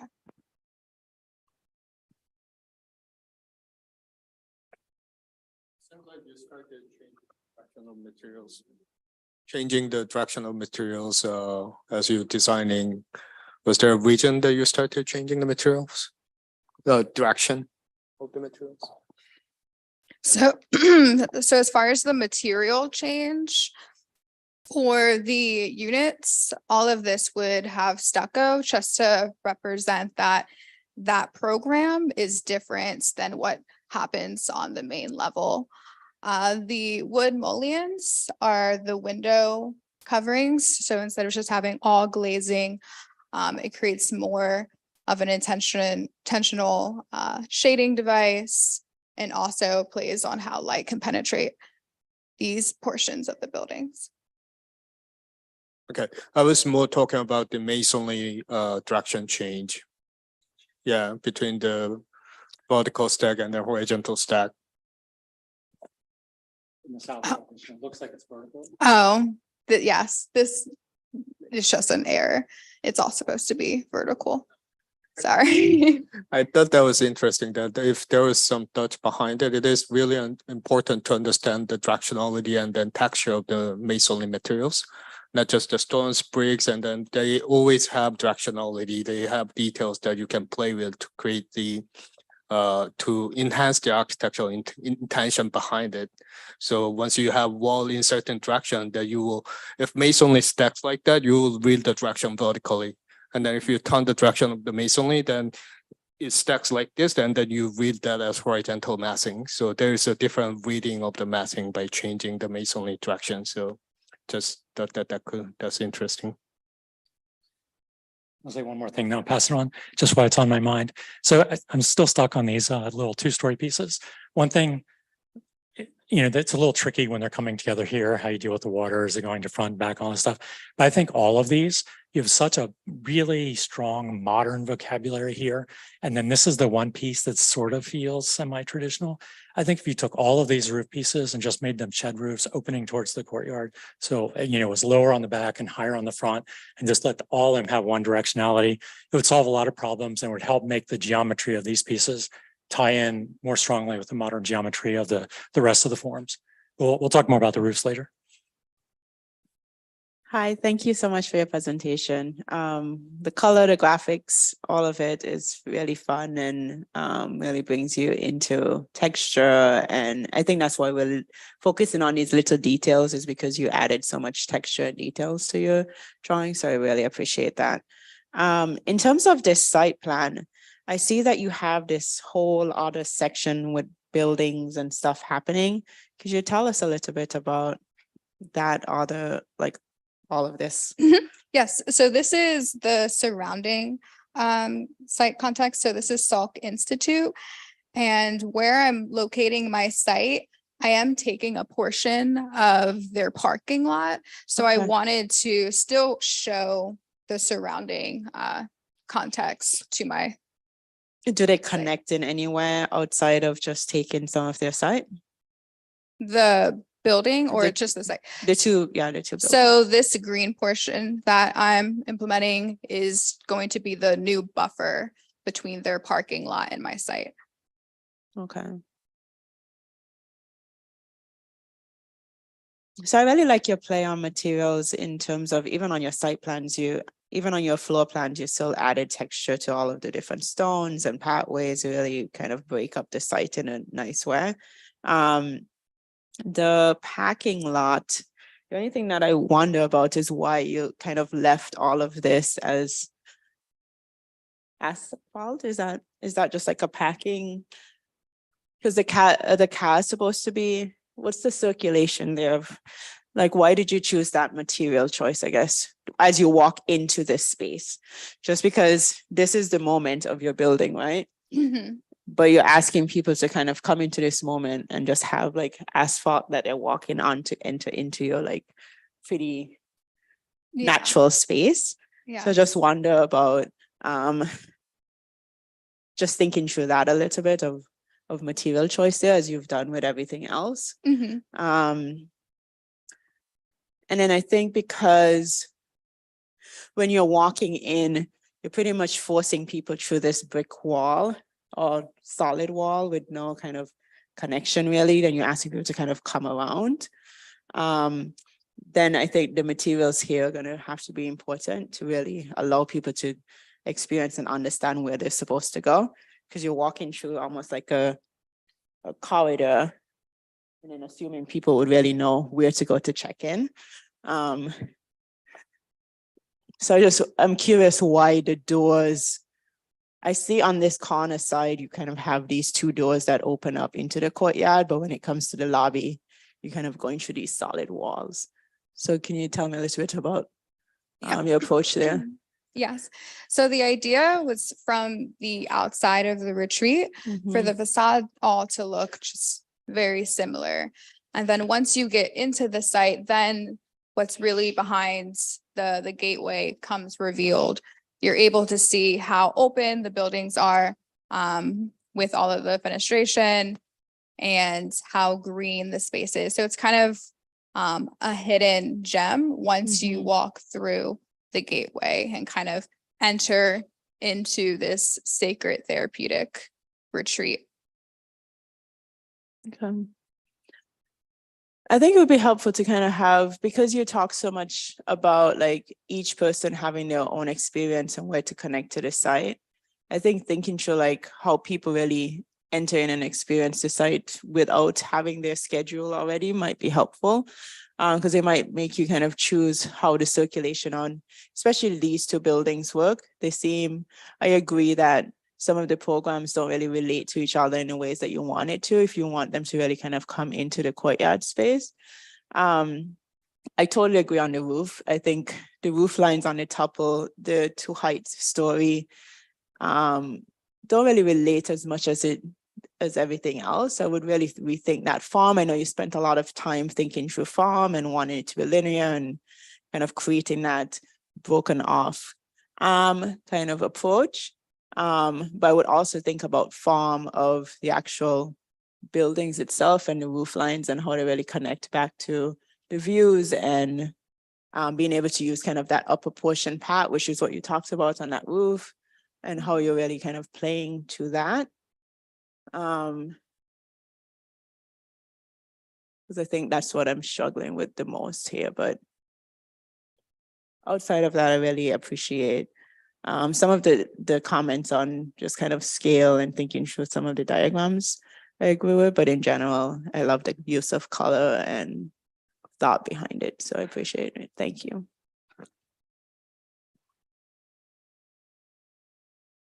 I guess first to start, I'm like such a sucker for collage, and I feel like it really shows your hand, your eye coming together and not just a computer, even though you're using Photoshop. It just feels really representative of kind of the way you are thinking about the textures and really assembling them kind of almost manually. And I feel they're very effective, just even as, you know, in relation to your concept. So yeah, I really appreciate that, and the materiality, and then also kind of the surreal experiences on these interior spaces that are really hard to depict otherwise. I think you used really great imagery, and kind of, it's a little hodgepodge in terms of style, but I'm okay with it. I think it's, it kind of shows these, you know, your high spaces where you have a different way of thinking in relation to your dark and low height spaces. I think they relate to your concept really well. I wouldn't recommend this if this were a real built project, but I'm wondering why you didn't sync your program that didn't need to have access to daylight, for example. So, you know, your really solid block of maybe sauna and these very like private interior low height spaces, I'm thinking maybe playing with the topography a little. You're right on the edge there on that, it's at the west side towards the ocean. I feel like there was an opportunity to really use the landscape and sync or start to sync the programming, because you're terracing a little, but it's almost like you could be a little more dramatic about that. And then also kind of bringing your building to the landscape in a way that extends your courtyard into that, I guess, more landscaped area where you're kind of reinstating the native trees and the plants. A lot of kind of this therapeutic mind-body connection happens in motion and movement. So yes, the pathways through the courtyard are important, but I think they need to be longer and extended into that plateau. And that's kind of your area for open awareness and letting nature in, because otherwise you're very much sheltered, and it's very intimate, which I like. You know, the courtyard walls kind of create smaller spaces and rooms outside that give you that privacy. But I think a lot comes from being able to move, walk for half an hour, run around, and like be a little more mobile. So I think the landscaping is a really important part of this project, and just how you flow from these more intimate still places into motion, and kind of introducing that type of program. I think that is more dynamic. And also, you know, opportunity to add like a little bit of weirdness, you know, like sculptural folly type things are really effective when it comes to opening your minds or being kind of distracted from the self, which is, I think, what a lot of these people need. And I appreciate, you know, kind of getting into the minds of people who would come here. They're coming from the Salk Institute because they need to, you know, take a break and look at something else that's a different size or a different scale than like an atom or a nucleus, right? So you kind of want to give them space to roam and not only be, you know, in these small cloistered spaces, but in a bigger open space where they still feel safe and I don't know, like it's still like programmed in a way, and part of nature. Just an opportunity. This is a really fun project. Thank you. It's like eye candy too. So you may said all this, and then just because I realize that SOCA, I see real relationship between the SOCA Institute and your building here, and you probably was intentional that how you formed your building with the program in there, because SOCA Institute was created very intentionally with the directionality toward the ocean, and then they have this water path going all the way toward the ocean side, and then the whole institutional part of building is straight out toward straight out toward the ocean side. And the office for the researchers is popping out further, and then they created this angled out window portion so they can see out. And that's where I see real relationship between the SOCA Institute and your building. Your building has very functional, more institutional part of the building, and then more private part of the building. And then this is the diagram that you started creating that can be anywhere. And then by having this, it is the way that you're putting this building on the site right there. And then this angle right there, I start see the relationship between this angle, that window, and that more private part of building looking toward the ocean side in different angle, right? So I think that's brilliant in many ways. And I think it can be emphasized a little bit differently too, because we talked about the orientation of your building, that is that the right orientation, or could it be enhanced? And I wonder that if your institutional part comes in like that, so it's creating more formal logical wall blocking the side to the private part, and then the private part can come further to the other side. And then maybe this is the massing that is 2-story here, and then it becomes the 2nd story only, and it is hugging the massing right there. So it creates the gateway there, and then maybe your pool is there. So once you walk in, you see the entry for your residential part of the building. And then this is all the area that people will enjoy with the institutional part of the building. And then that has strong connection toward the ocean with the pool coming out, and then it even goes through this gateway portal toward the ocean side. So there is a like massing wide separation between the more internalized part and then the more toward the ideal part of the world in a way, right? And there's something else that I want to talk about. Yeah. And by doing that, it creates a lot stronger relationship with the SOCA Institute. I mean, not that you have to copy it's not copying. It is borrowing the idea of what they already created on the context. And then with that context, you improvising for your building, that there is a water path coming out, and then there is a strong logic of the institutional part, creating this, I'm sorry, I woke up a little bit too early this morning. Creating this clear path, and then there is a more private part of building, creating angle inside of it. Then you improvising that as your inspiration for your building. So yeah, that's one thing I'm looking at, and I really do appreciate like the drawing style and sort of graphic representation overall, is the flooring materiality. And I know like the parking lot right now is like kind of killing me, because I'm like, oh, why is it pavement? Like it could be these like, you know, pebbles or something else that has like a much more like auditory quality. And I think that sort of method could be implemented more radically throughout the site. And so is it always stone on the ground, which is not necessarily the most impervious thing unless you're designing it to be impervious. Maybe they're floating pavers, and then allows the water to, I mean, it doesn't rain a lot there, but it does rain. Does then the water kind of then have better ability to infiltrate the ground? Could it be like wide cedar plank decking maybe? And that also has a different sort of auditory quality. And I think really pushing this idea of sort of neuroarchitecture and different levels of senses. It's like, how many of the 5 senses can you really ignite in that way? My only other comment, and again, I'm a metrics person, I'm thinking about, 10 rooms? 12 rooms, okay. I'm wondering about creating a space like this that is like so special and so precious in a world that we live in right now, that when you have a lot of parking. So I think you have way too many spaces relative to 12 rooms possibly, but is there a way that this becomes something that, I don't know, I'm just thinking a little bit more about like, is it only the 12 rooms that you're serving, or is it also like a day pass thing, like a Korean spa? Like, what, like, I'm curious to hear more about the occupation of the building, because I'm wondering if it would inform a little bit more nuance in some of the design decisions. Otherwise, I'm just like, how does a 23-year-old afford this? It's probably like $1,000 a night at least. He works a lot.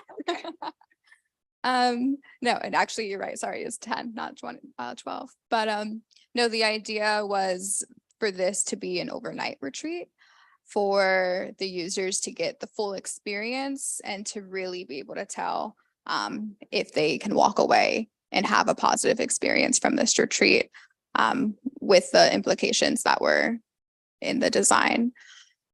So right now it serves as just, 3-day, 4-day overnight stay. But if it were to be like a 1-day pass, I think the scale could be larger, just to provide more spaces. I guess my comment though is just like, given the scale of the intervention itself, it seems like it either warrants more people to use it, or and there were more rooms, or it needs to be toned down in terms of how expansive it is. Okay. I think a really good Korean spa, like day spas are a great example, but also like safaris and sort of like, or eco what do you call it, like farming tourism in like Italy, like the scale of certain amenities within those facilities, I think are a little bit more right size given the number of people. Like this would be extraordinarily expensive. And I know like we're in school, so it's hard to think about cost sometimes, but I do wonder about sort of the infrastructure or the onset cost to build something like this that's this precious for that few of people.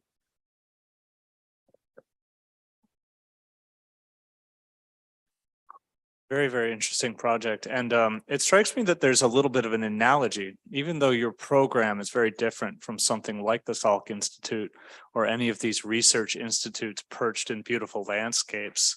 There's an analogy, which is that those places are trying to focus the experience and give you a very focused, detached experience where you can get really into your research and even form a sort of Cenobitic monk-like community with your fellow researchers at the Salk Institute, or also NCAR, National Center for Atmospheric Research in Boulder, where IMPE has a beautiful building on top of a mesa.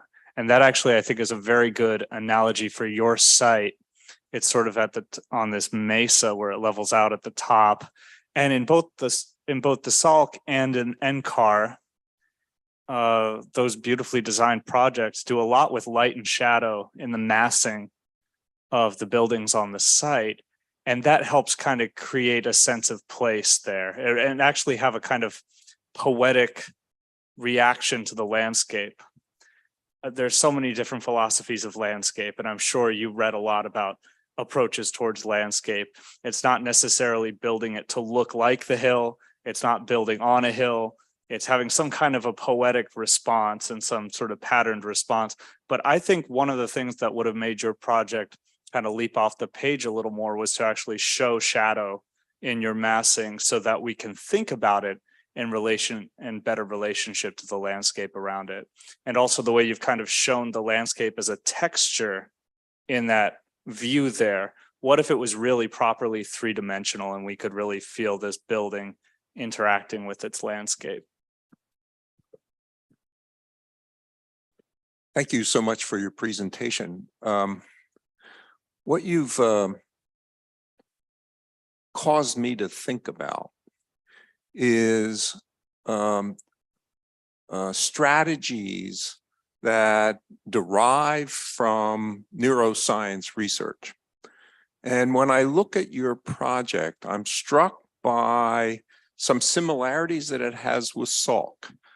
But maybe the negative side of Salk. And that is that I find your project to be essentially episodic and mechanistic. It is episodes of activities that are isolated and connected by something that we could refer to as just circulation. And the same thing's true of Salk. It's episodes, either research space or private offices. And what connects it is just circulation. When you look at Salk, there's very little space where people can congregate informally. And I would say that in your scheme, it's very much the same thing. Even the courtyard is made up of a series of episodes that are just connected by circulation. Now, one of the things that I find most striking about neuroscience is that they have found that by rearranging context, we do not recognize the space being the same space that we were in previously. So that the process of getting to a space changes how we perceive that space. So the sequence to something is as important as the something. And when I think about that relative to your project, I start wondering whether or not a village is a better strategic strategy than trying to arrange a bunch of episodes functionally by just mere circulation. And that would be transformational from a neuroscience point of view, because it means that every time I would go into a space for the therapy, I would have a different relationship to the space because there'd be a multiplicity of ways that I get to that episode, rather than featuring the event and discounting the movement between the events. Am I making myself clear? And that's a profoundly different strategy. And that's what you've stimulated me to think about today. And I appreciate that. Selena, thank you. We had a very, I'd say, long journey in getting to this point. And I think your project brought a lot of good discussion to the thesis experience. I had a word cloud for the discussion. A couple words kept cropping up: site, massing, and representation. And I just want to talk for a moment about each of those. I think, picking a site next to one of the kind of most heroic buildings of the modern age comes with its own challenges. And so I think some of the comments were well received about the orientation of how you situated the program at this particular site. And the massing also, I think the site axon, it's a really beautiful drawing. It reminds me of some of the Japanese wood etchings. And I think the elements in the foreground have a beauty to them that I think some of the points that Devin brought to the table about the roof shape and the kind of episodic nature are well taken. And then I would put those two terms together. Massing and site go together as well. And Mika brought up this idea of engaging with the larger site, right? Thinking about how these 4 individuals or anyone might actually explore beyond the boundaries of the compound you've created. And even if you look at the aerial photograph that you used in the ground floor plan, you can see probably the tracings of what are trails between the vegetation there. And so maybe mapping some of that interface or that edge, that hard edge between your site, your kind of compound or courtyard, and the more natural site beyond may have been fruitful. And finally, representation. I like also Mika's comments about this idea of collage. And one of the difficulties with architecture is that primarily we use drawings to communicate our designs to clients and colleagues.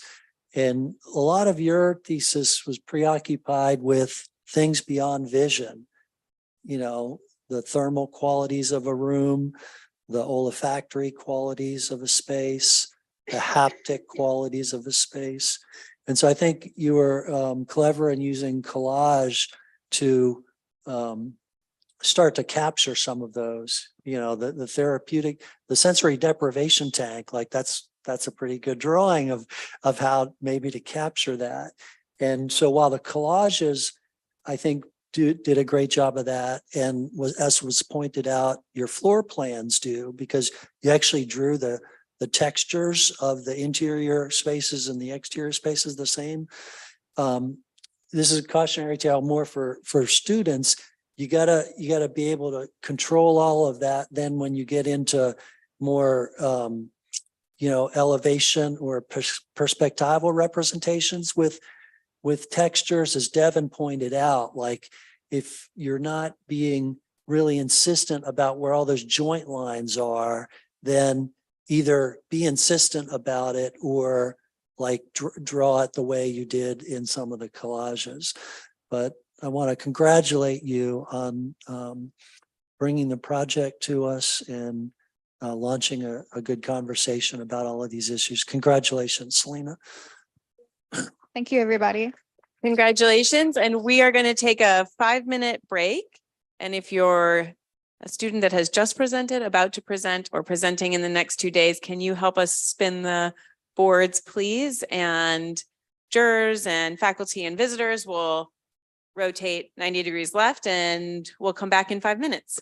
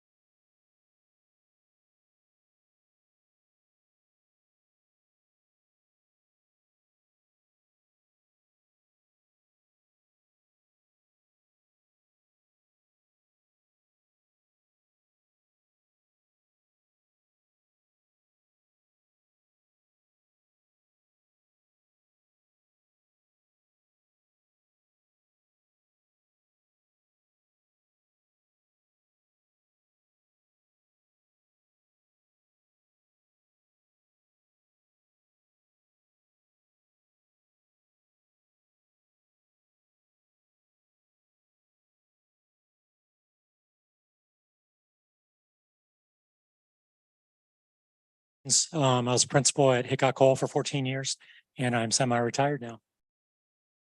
I'm Candice Maloney Franklin. I work at To Be Done Studios, which is a pretty small social architectural firm.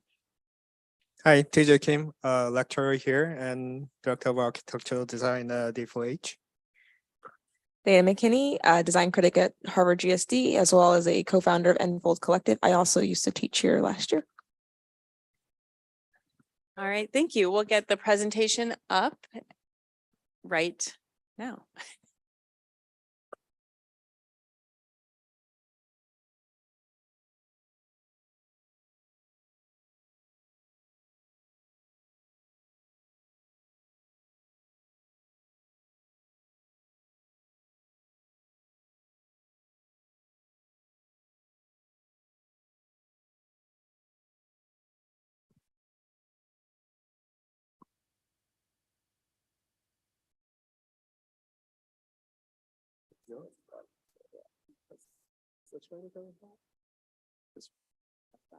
That's forward. That's right.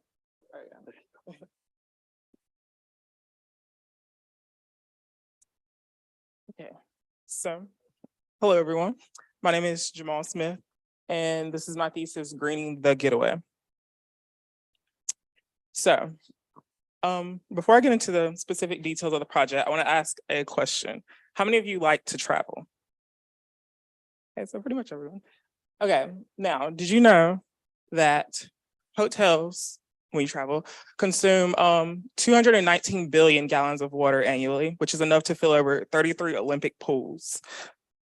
They create 1.9 billion pounds of waste annually, which is the equivalent of 23,750 fully loaded 18-wheelers.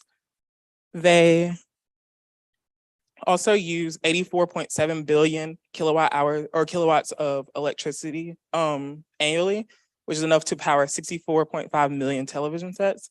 And they contribute 60 million tons of carbon dioxide emissions annually, which is approximately equivalent to 19 volcanic eruptions. So knowing that, being completely honest, how many of you still like to travel? People I still like to travel. So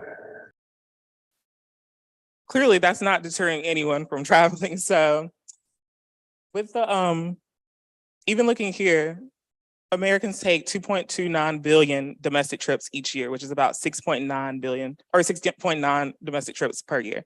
Additionally, there's 79.6 million international trips in the US each year.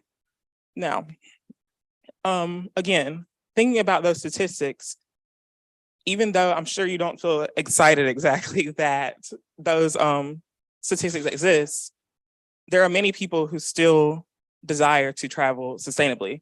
In fact, 87% of travelers mentioned that they wanted to travel more sustainably. A few of those reasons being, or that they didn't travel more sustainably was just that some couldn't afford it, felt they couldn't afford it. Some felt that there was too few options. And then also many felt that the standard of luxury that they get at non-sustainable resorts were more, they were accustomed to. They couldn't find the sustainable resort that they felt met their standards. So with this thesis, I wanted to, while I'm trying to create a resort that demonstrates that it's possible to be sustainable in any location, and it's quite easy actually. So I'm creating an ecotourist resort. So where is this resort? It is located in Big Bend, Texas, or near Big Bend National Park. So a little bit about Big Bend and why I decided to choose it. So it's already has an established tourist base of around 500,000 visitors a year. Actually, that's even since the pandemic. It's actually increased surprisingly since the pandemic. It has amazing natural beauty and recreational activity. So there's wildlife watching and hiking, climbing opportunities. There's a lack of lodging establishments around the park actually. So I felt this is a market that could be successful in the area that hasn't really been tapped into. And lastly, thinking about the idea of ecotourism, this location, being so remote, it further kind of emphasizes that if it's possible in this extreme environment, it's possible anywhere where infrastructure is a lot more abundant than this area.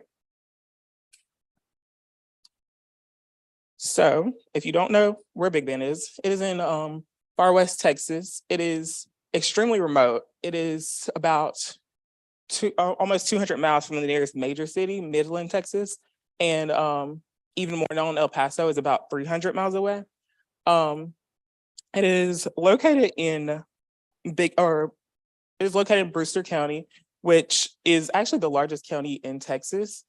Despite being about the size of Connecticut, it has about population of Beltsville, Maryland. So it is very sparsely populated. So,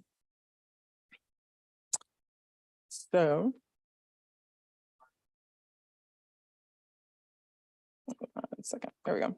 Okay, so again, this is Brewster County, and the site for this, for the resort is this lot, which can be seen in the county map as well.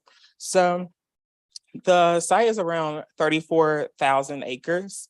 This is actually a established plot that is actually for sale.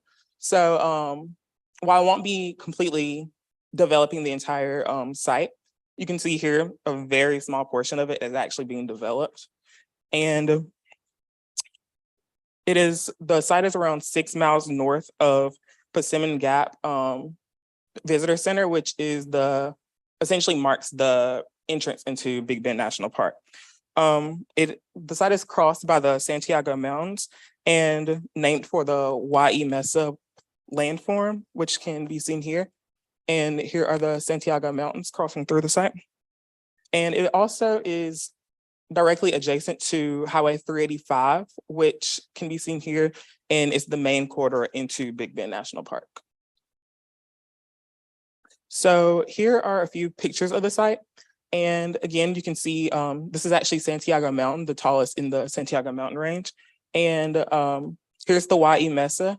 And also you can see this was once the ranch. So it's, there's infrastructure already in place that is inactive, and that will be significant further when I explain things. Okay, to speak a little more about the background of Big Bend National Park. So it is a fairly windy site. It's a pretty consistent northeast direction wind, and it is a semi-arid climate, as you can imagine. It's in the Chihuahuan Desert. It is a large day-night temperature swing, and there's little rain. So there's about 10.8 inches of rain annually compared to the national average of 30.3. So the weather is also highly dependent on the elevation. So with this site being having very diverse terrain and topography, there is a lot of change within the site as far as the different qualities.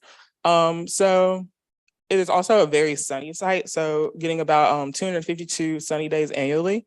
And there's also, as you would imagine, not many rainy or snowy days, but there actually is a small amount of snow that occurs there most years. So when looking at the tourist demographics, so there's a wide range of people who come to Big Bend for many reasons. So there are what I'm deeming the adventurers who come here for a lot of the recreational activities, such as biking, hiking, climbing, things of that nature. And they're usually looking for some type of comfort in their lodging, but they also want a sense of thrill and a unique experience. Then there's soul seekers. With this site being such a remote site, many of them may want to partake in yoga, meditation, kind of self-reflection activities that would allow them to disconnect from the outside world. And in their lodging, they're usually looking for serenity, privacy, and scenery. And there's also scholars who come here for like seeing the unique wildlife on the site, as well as the rich geology on the site. And there's also a few historical sites around the main site, such as Terlingua, which is a ghost town, and Castellon, which is also another ghost town. And they also would come for a lot of the cultural experiences. And in their lodging, they tend to look for flexibility and privacy, but with some type of expertise that can kind of guide their adventures. And lastly, so with this project being a luxury project for the most part, a luxury ecotourism resort, I want to introduce the group of what I deem the bon vivants, which come to this area for more cultural type amenities, such as lounging, wine tasting, seeing the entertainment, and just art, general cultural aspects of the area. And they're usually looking for convenience and beauty as well as exclusivity. So with all of this information, how did this all come together? So here's the site. So as you can see, there are 25 villas ranging from studio villas to 2-bedroom or premium villas, which are premium two-bedroom villas. The entire resort is centered around this farm here, as well as the event lawn, which I'll get into later what exactly occurs there. And there's also a spa, the guest lodge with a club room, and I'll start to elaborate on that a little further later. So the way I really came up with this form, I wanted to kind of address some of those different qualities that I mentioned from the different tourist populations. So while some would come here wanting to maybe socialize with like-minded tourists, they could stay in areas that are closer to some of the social gathering amenities. And then again, I mentioned the scholars. Some people want to come here and learn more about maybe the flora and fauna on the site. So you have villas that also overlook the farm, which is at the south end of the site.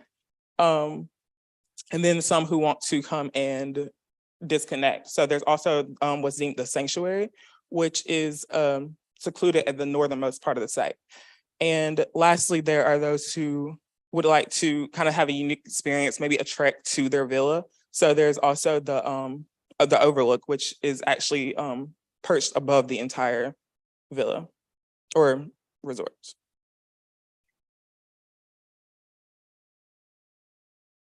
Okay, so now we're gonna get into how all of this is possible. So one of the ways that I was able to measure the sustainable aspects of this project is by looking into the Living Building Challenge 7 petals.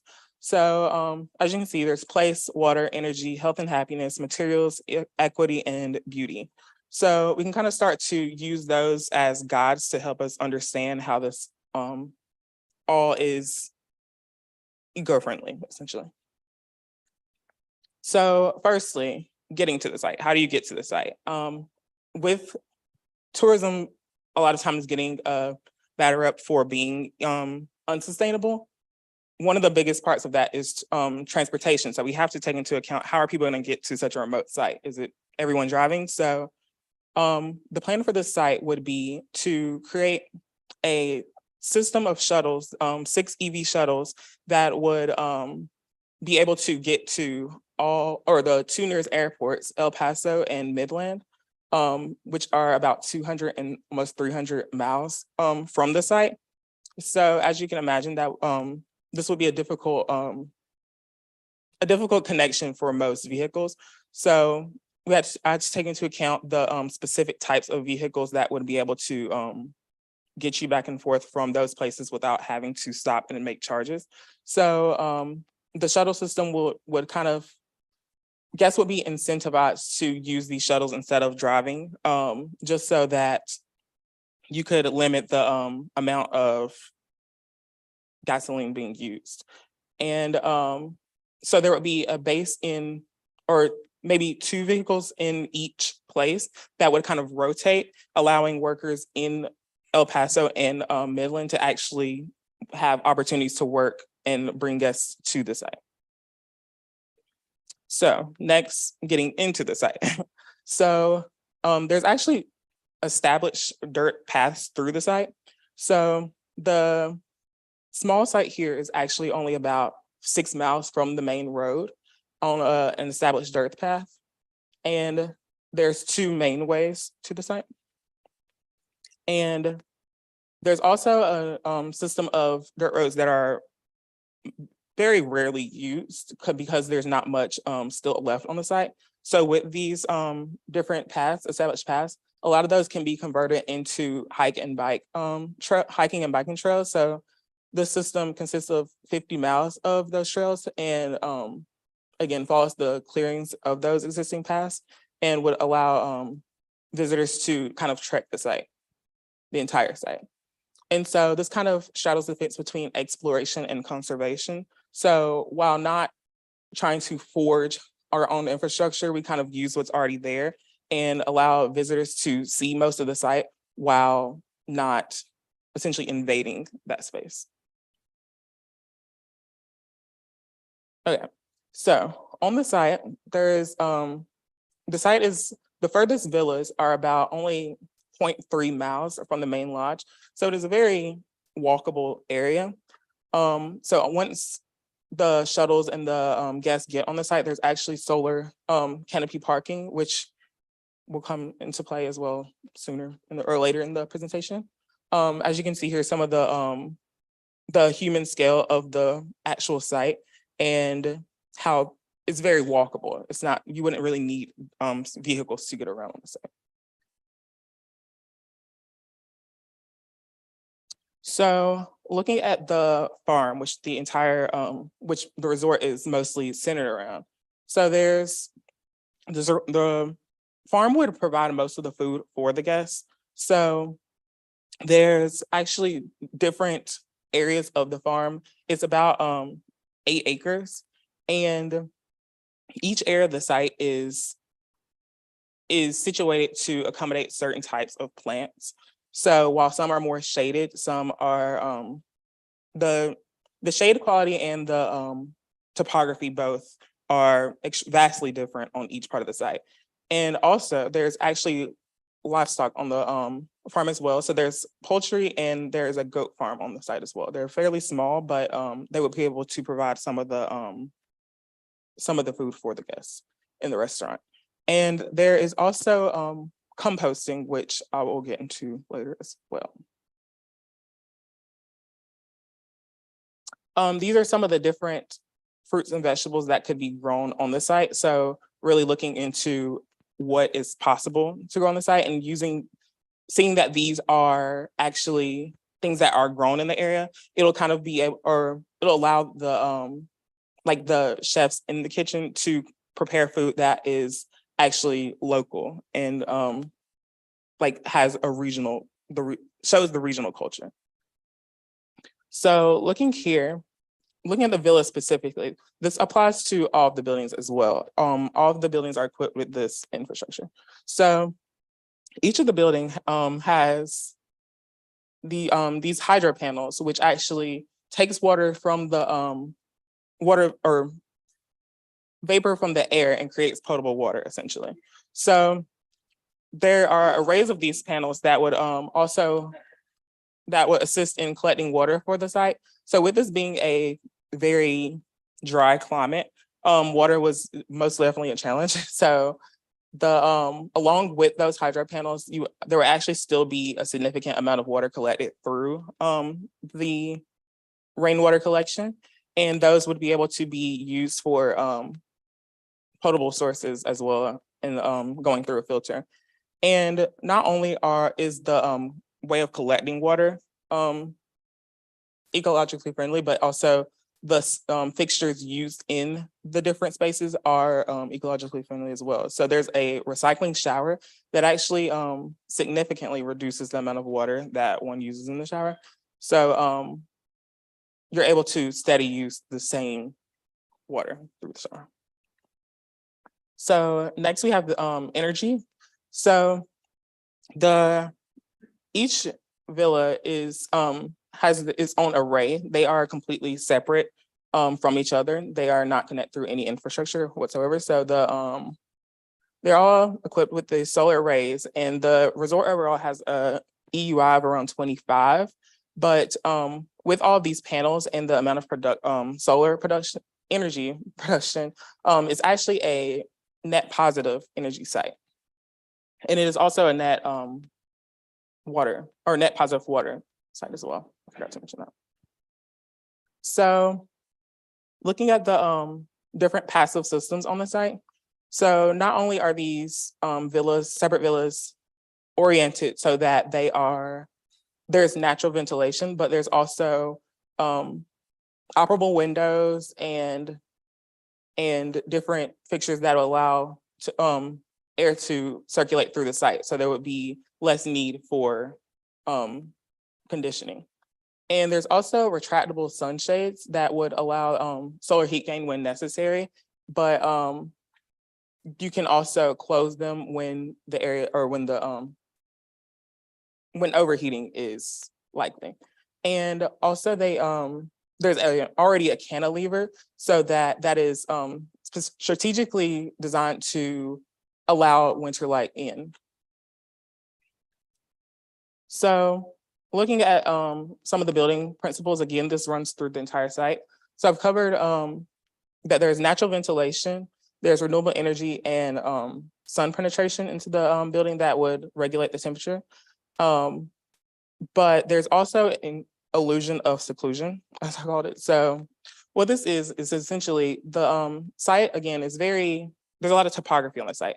So I placed these villas in a way that although you are surrounded by 24 other villas when you're in your own villa, but because of the way they're situated, you would feel as if you would look out and see nothing. So you would feel almost as if you are alone, kind of taking advantage of the remote quality of the site.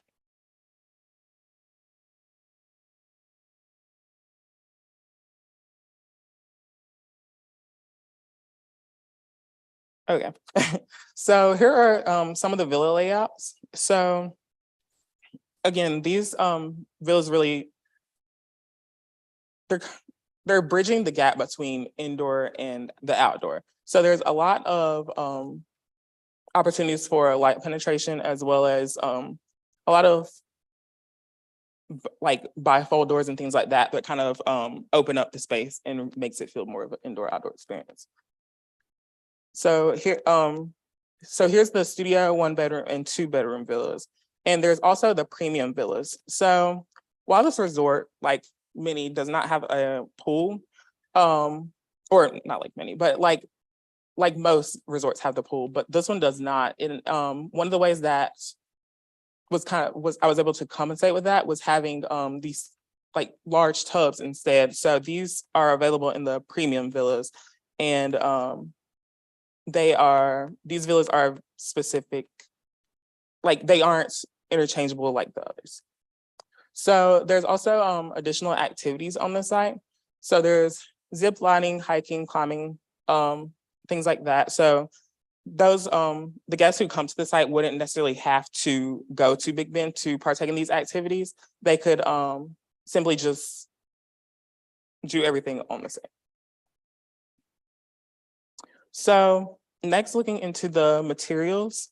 So the majority of the materials are either gotten from the site or sourced from the region. So there is a large cedar. There's many cedar producing companies in Texas that would be able, within a 500-mile radius, that would be able to source some of the lumber for the site, as well as rammed earth. So the building is predominantly created from rammed earth that could actually be gotten from the site. So when looking at the geological quality of the soil, this soil would actually be ideal for rammed earth properties. And also looking at the materials used, you can see that it has an R value. The walls have an R value of around 26.4. So they would be well insulated, so the temperature would be regulated very well within these villas.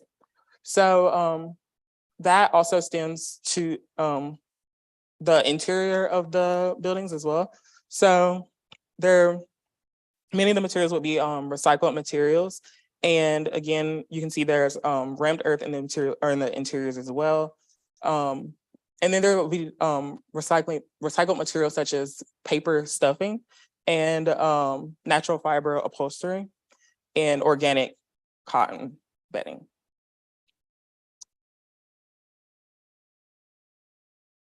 So next, looking at how waste is managed on the site. So these 3 different zones all contribute to the their waste contributes to the property in different ways. So specifically thinking about human waste. So the human waste cannot be used to grow crops for human consumption, actually. So the different parts of the site would use this manure in different ways. So human manure in different ways. So the villas that are directly near the lodge and the spa, those will be able to use the landscape or the human manure for the landscaping, the public areas, while the villas further out would be able to use the human manure for landscaping in the villas. Now, these villas here are very crucial in the orange because the human manure for those is actually used to create crops for the livestock on the site. So they're able to grow the crops and use those crops to provide food for the animals, which in return would create more manure, which is actually able to be used for the to grow crops for the restaurant. And obviously from the restaurant, that would either create food waste, which would could be composted on the site, which the composting center is the 3 areas in the center, or it would be eaten and obviously make more human manure. So it's essentially just a cycle of a large cycle. So next, looking at the equity on the site. So there's a lot of Native American and Mexican influence. So the site is only about 50 miles from the Mexican border. So this it would create opportunities essentially for the locals in the area to show their culture. And through both art, there's actually an art gallery in the main lodge, as well as having events that would kind of allow them to educate others on their culture in the event lawn. So lastly, the last leaf of the 7 word was beauty. So as you can see, the fixtures and things really convey a luxurious experience, essentially. So using more modern touches while also creating while also using sustainable materials that would kind of educate those who visit. And furthermore, there are the different infrastructures that are on the site are clearly visible. So the solar panels and the cisterns would be outside. So it kind of encouraging those who are walking around the site to ask about it. And there would be guided sustainable or guided tours of these sustainable systems as well. So in conclusion, how is this resort different? How is it eco-friendly? So it is completely off grid, as you saw. There's no waste that goes off the site. All the waste that is produced on the site is used on the site. It uses all renewable energy and is actually net positive. And all the water is also gathered on site and it's net positive. The carbon emissions are largely reduced, the embodied carbon, because a lot of the site's materials are obtained from the region. And there's also locally sourced and recycled materials. And lastly, it is just a luxurious, rejuvenating experience that is still eco-friendly. And thank you.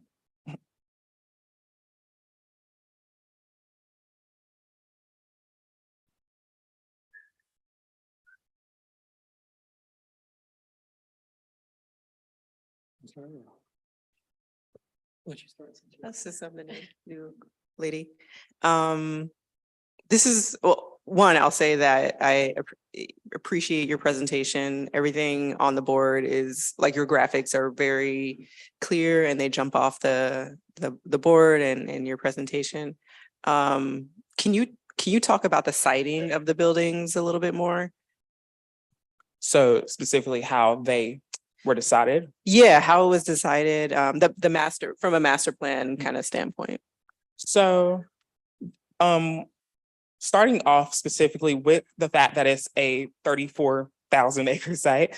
So there were many options on different places to place the actual villas, But the main factors within that was kind of creating a wow factor for the lack of better words, as well as thinking about accessibility and not kind of putting this villa in a place that, or this resort in a place that would kind of destroy what's already there, the qualities that are already there.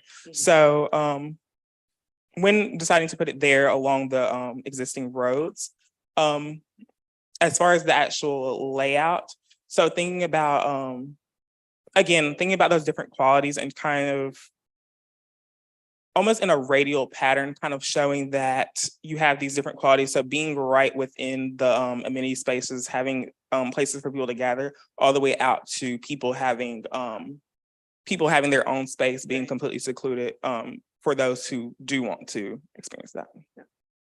I'm glad you said that. And I think what I'm getting at is I see a lot of great diagramming at the scale of the building.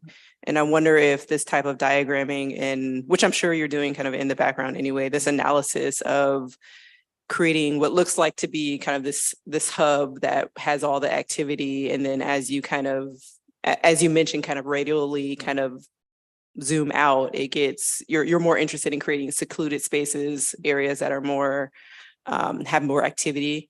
But you also started your presentation with like, here's what the sun is doing, here's what the wind is doing, and those two are going to play on to that idea of the environmental conditions and how the building should lay on the site, plus the social conditions of the type of environments that you're trying to create. And I think that would help kind of drive like, okay, this is, even though this is the final end result master plan, just from our understanding, or if you're trying to, pitch this to a client or a developer, this is why these buildings in this visitor center hub, the reception area wants to be here based on, the site conditions, based on the social factors that you're kind of exploring. So, but yeah, I love the depth of it's a lot. I don't know how much time you guys have to do this.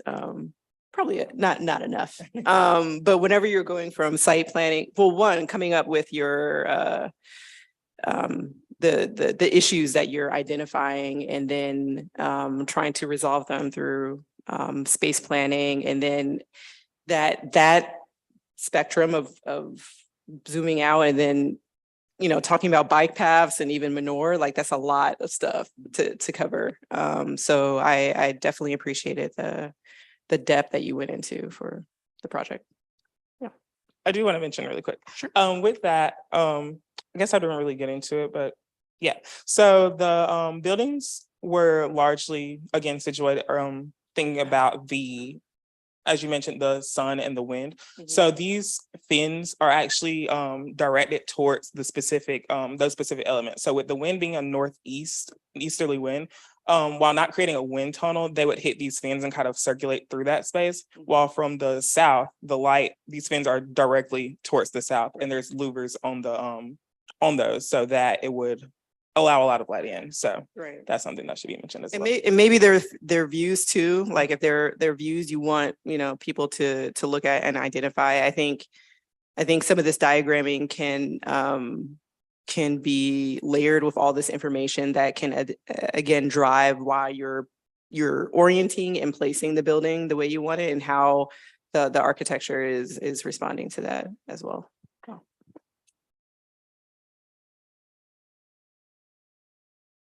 Thank you. This is really cool. I'm a big fan of tackling this kind of problem because I'm from a very ecological sensitive place, Hawaii, and we have a lot of let's say it's not high end and it's not low impact tourism, and we're kind of leaning towards kind of going back in that direction, which was kind of initially established a while ago, where you want to have less density and kind of less impact on infrastructure. Here, you are off grid, so that's a good starting point. You have low density. I'm curious about your villa plans because of their varying orientation. Do they change? Okay, because we have kind of these representative sections, but they would actually change in form based on their orientation. So while they're largely the same, the main two things that change throughout. So there's these fins that kind of extend out from the buildings that would in different villas be different ways, just so that the wind would be directed through those villas, as well as the so these orientations would be flipped in certain areas, so that maybe in this villa the windows are facing this way, and this villa the windows are facing that way, so that just to allow the light in into those different places. Okay, so we'd have like a whole series of sections that kind of show that rotation. That would be interesting to see. I really appreciate the rammed earth. I think, yeah, just another, really elemental material. One thing that I know we're already pretty low impact, they're all spread out, but sometimes when we interrupt the landscape, we disrupt the flow of water. And so you'd start to see that water kind of, if you're in a place that doesn't have really good absorption all the time and experiences heavy rainfall, you start to see little like swales kind of forming. And so when you don't let water pass through a solid mass, it can kind of create little ravines that you don't really want. So just thinking about areas where you could elevate the front or turn the foundation walls perpendicular to the topography and allow water to pass underneath might be an interesting other component, just to kind of make it less solid and more light on the landscape. And another thing, I've actually designed something kind of similar with a composting toilet. And I guess it'd be kind of interesting to see these elements like the water collection, composting toilets. I know the roof is it's critical, it's doing multiple things, but to see the cisterns as part of the architecture or the access to that, I know it's not glamorous, but like you're going to have these little access panels to the composting toilets that would actually be part of your kind of almost foundation wall, or, it continues around, wrapping around the small building, but you would either hide it or you'd see it, or something would be there that might be informative that it's there. And same with the cistern. I would imagine that your renderings would show a lot of that kind of dependence on these systems and maybe highlight it in an architectural way, not just as an add-on that you're kind of required to do, but as something that's either part of the building. Maybe it is a continuation of the rammed earth wall or something else that's not just a utility and maybe highlighted.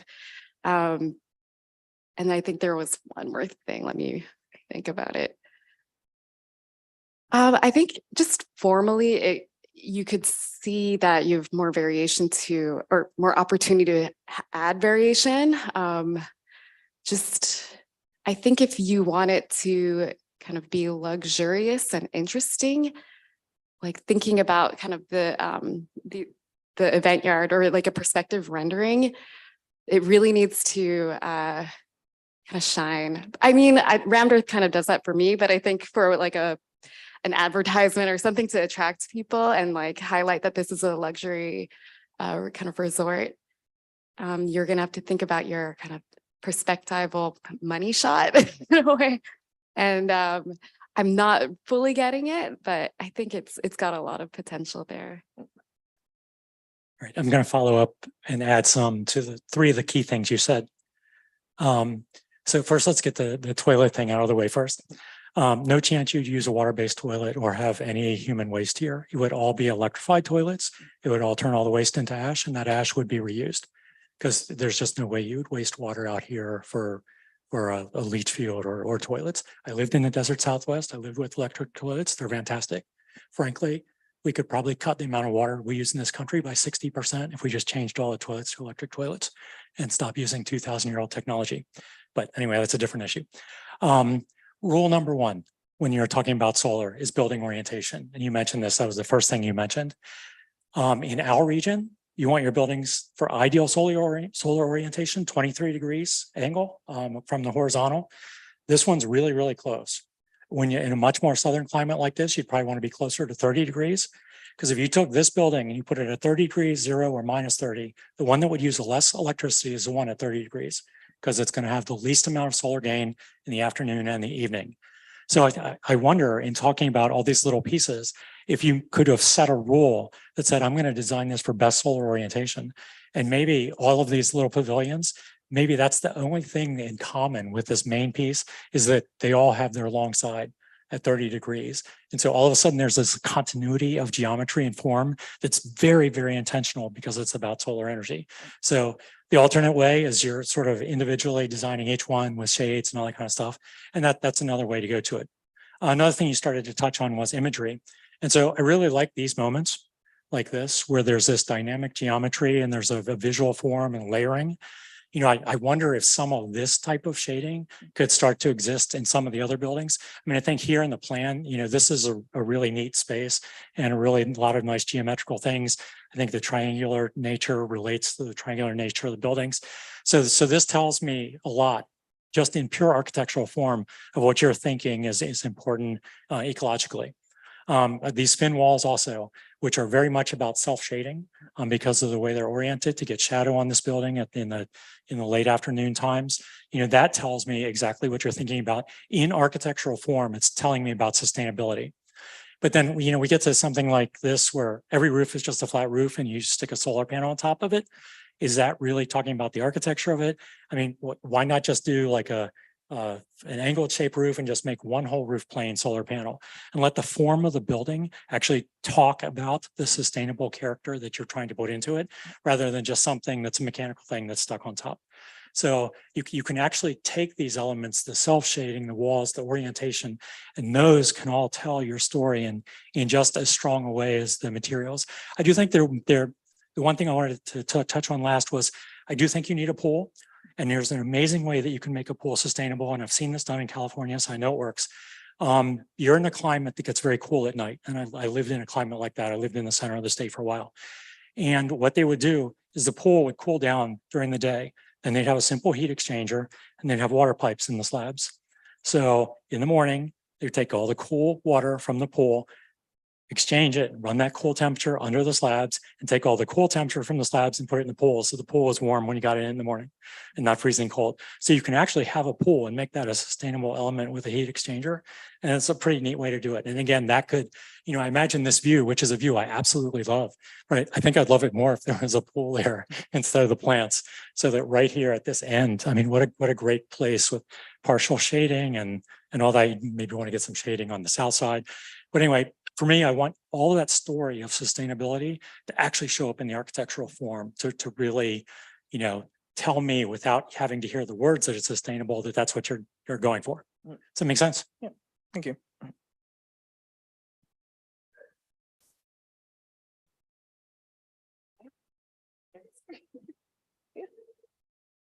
I totally agree about the comments with orientation, and then especially with the roof, like, you're doing so much work with the structure and each of these little solar panels you wouldn't have to do if you just had a canted roof.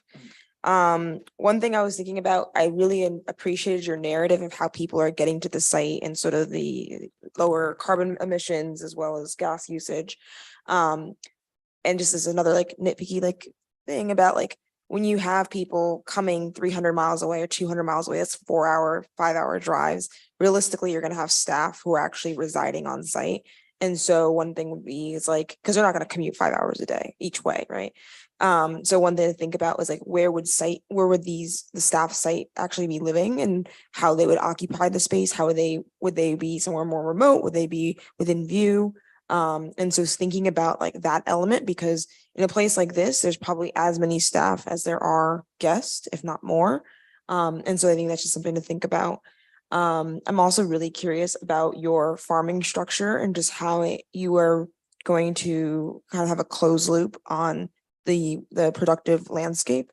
And I'm just curious if you've thought through sort of the seasonality of the different crops and how how much you really need to produce for this many people. And I think you've done so much work and I commend you on that, but actually starting to quantify that so you have a really good command. Like if there are 60 guests, they need this many acres of productive landscape, this many chickens a week, or, you know, really having a good handle of that, of those numbers, because you might find out, and I would imagine that you're probably undersized in terms of the landscape. I know you're also going to be relying on greenhouses, but I imagine that you're going to need a much larger productive landscape than what you're currently showing. I also completely agree with the pool comment. Like, you can't have a luxury resort and not a pool. People will probably just, yeah, exactly. I mean, and there might be other ways of using water to also help sort of create some sort of evaporative cooling in certain places, that because this would be extraordinarily exposed and very hot, especially during the summer. So trying to find ways to create more thermal comfort for the guests outside of, like, when they're actually outside of their villas. I do want to comment. So the as far as the staff, there's 2 towns nearby, well, relatively nearby. So there's Alpine, which is about 30 miles, or Marathon, which is about 30 miles, and Alpine, which is about 50 miles. But there's actually still overnight staff, like rooms in the main lodge. So they wouldn't have to commute all the time if they didn't want to, or if they had, like, let's say a shift, 2 different shifts that were like 2 different days, like next, you get what I'm saying? They wouldn't be able to take advantage of those bills.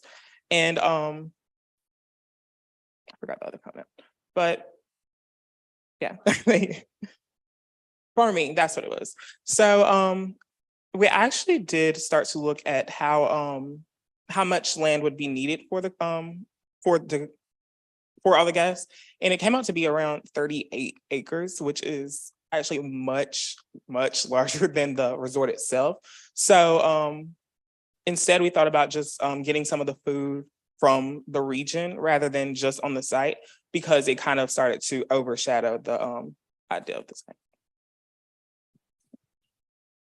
Okay. I think many people thought similar things, that I have all the same notes, including the orientation and then how to make the farm to table works year round and such and such.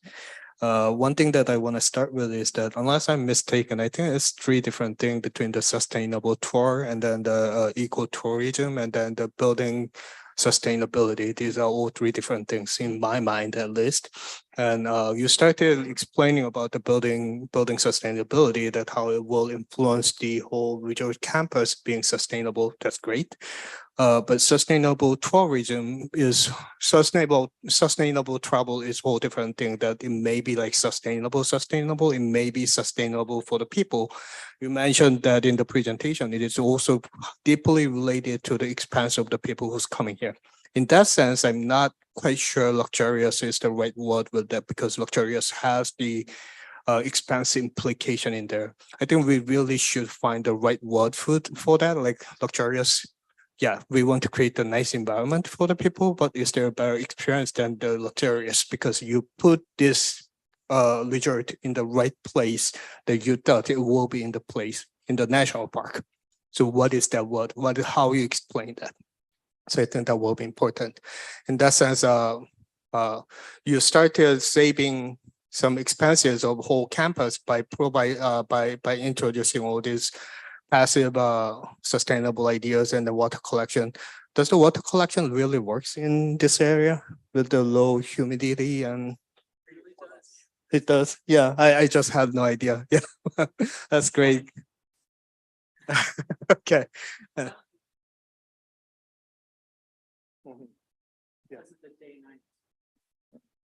Gotcha. Yeah. That's great. Yeah, great education for me. But in terms of the orientation that you talked about, well, like now I'm repeating what everyone else said, that I think there is something very important about architectural design, because we are not designing ideals, we are designing practicality. So there is something really important about the efficiency and the effectiveness, practicality in there. So as much design that you can repeat and then reuse it, and then figuring out that how that will be still cool to sit on the site, I think that will be very important in this case, because you have like a few different villa types, and then you by orienting them into certain direction with the idea that how the studio should be oriented, what the view that studio will get, what the view that one bedroom will get. And once you design one structure, that means that you can start plopping these pillars in the same orientation, like not if not one, maybe two different orientations, and then you can reuse those design in a place. And I think it will be really cool that that creates the difference, the offset privacy for each pillar once you not following the pathway of the orientation and then you offsetting it from the pathway. So that is one way to separating your pillar, your residence from the public access portion. So I think that that can be a cool thing to do. Just say, I agree with everything said so far. So I don't necessarily have much more to add other than thank you for the presentation. Graphically, we get it. It's very clean and understandable in terms of your diagrams and how you kind of laid out all of the different systems. So I appreciate that.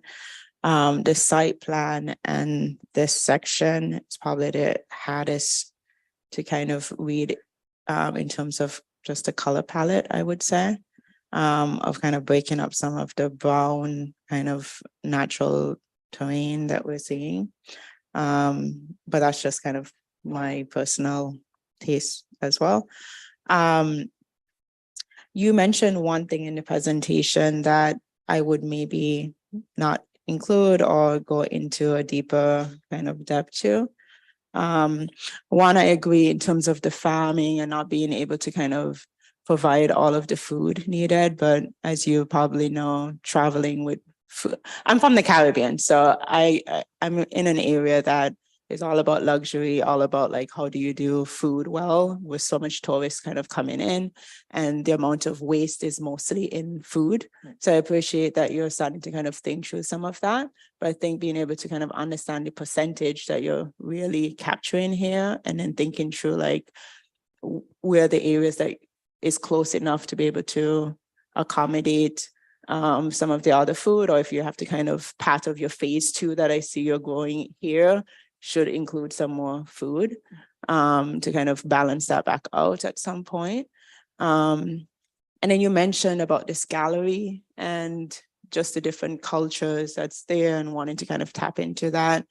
As someone that has been in an environment that have kind of received tourists coming into kind of a space and kind of taking culture and displaying that, I would either think through what that really means to be able to kind of have this equitable kind of exchange of culture, or just not mention it.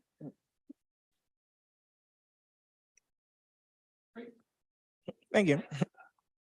I'll use this one. Okay. Hi, so I'm Mike Binder. I'm the chair of Jamal's thesis committee, and just wrapping things up here. I think that Jamal has, the great thing about your thesis is it's really trying to expose and ask the questions about what is sustainable and even regenerative, and how can those aspects be incorporated into the design, and also the idea of how do we redefine potentially luxury to be a more sustainable thing, as opposed to necessarily having to create luxury by sort of an excess of energy and water use and things like that. So, like most thesis projects, I think he's done a great job at exposing a lot of the questions. I think that there's still some things to be done in terms of resolving those, but it's great to get these things out in the open. And so good job. Thank you. Okay, we're going to rotate one more time. This is our going to be our last presentation of the morning. Then we'll have a 1-hour break between the morning and the afternoon session. So we'll rotate everybody. And thanks for the great conversation so far. Congratulations. And that would be just spectacular in this view. Where you can go and sit in the shade, and sort of, and then this becomes your imagery.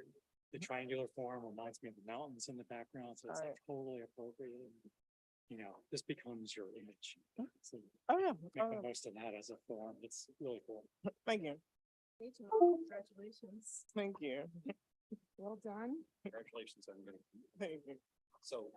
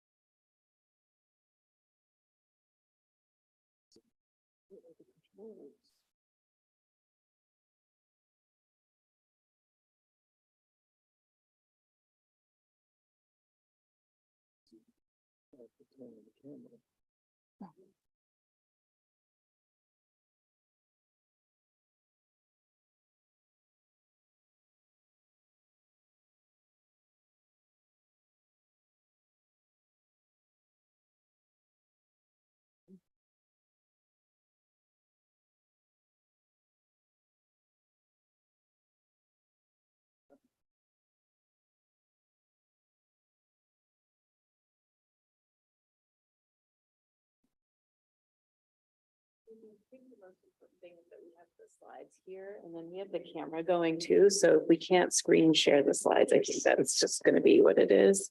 Yeah. I mean, we're here, the team is here. Brian's on Zoom and I can share the presentation with him digitally right now because you're in the folder, right? Okay. Oh my gosh.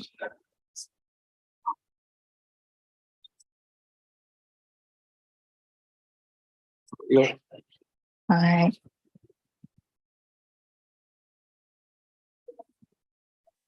Well, hello, everyone. Technical issues always happen. My name is Amanda Sparks, and I will be presenting my thesis on fighting maternal mortality through a birth-centered design.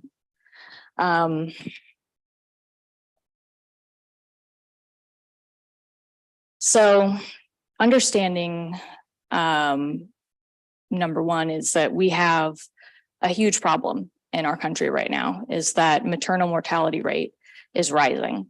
It's the only developed country like it that has a rising maternal mortality rate rather than a falling one. You know, there are many things that can play a role in that. You know, we track the different causes of maternal mortality. And the difficult thing is coming to exactly why is this happening. So today I will be talking to you about, you know, what I found to be concerning and what I thought could be done architecturally as a way to address this. So here we see the rising maternal.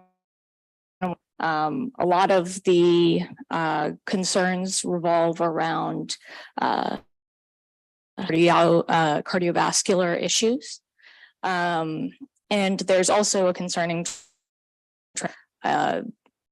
a higher than normal rate of C-sections in the United States.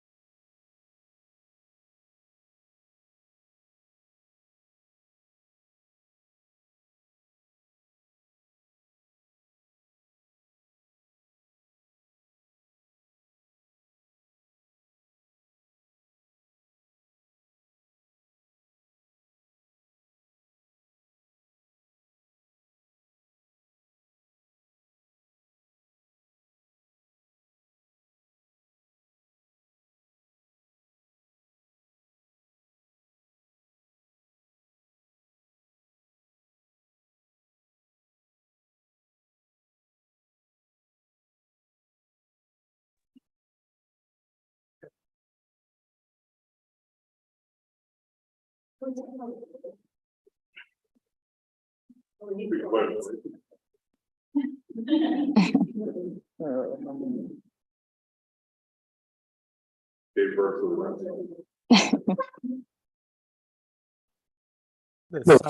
sound is back. Sound is back. I can hear some parts. Yeah. Okay. Sorry about that. Do you want me to continue, Professor Kelly, or start? Okay.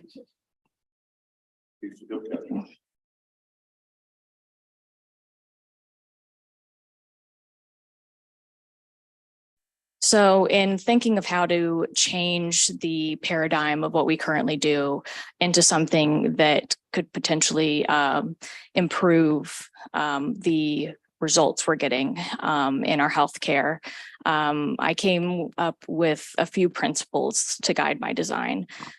First being to encourage continuity of care through programming multiple different stages of the birthing process into the same building. It helps encourage an open dialogue between the mother and their healthcare providers, and it makes the space where they're receiving care feel safer and more welcoming and more familiar. So that if they are experiencing issues, they're more likely to be able to speak about them.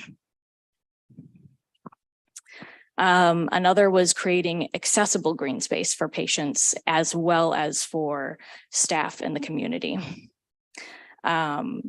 Usually you only get a view of some green areas, usually don't have direct access. And so I wanted to provide direct access to green space throughout my project.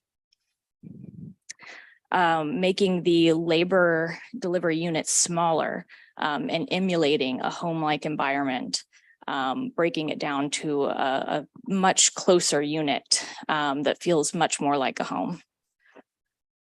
To locate next to or near a hospital so that in case of an emergency, there's always the fastest way to get the help that is needed. And ideally one that is also a university so that this can be a place of education and help change the way doctors and nurses see this. And this can be a training ground.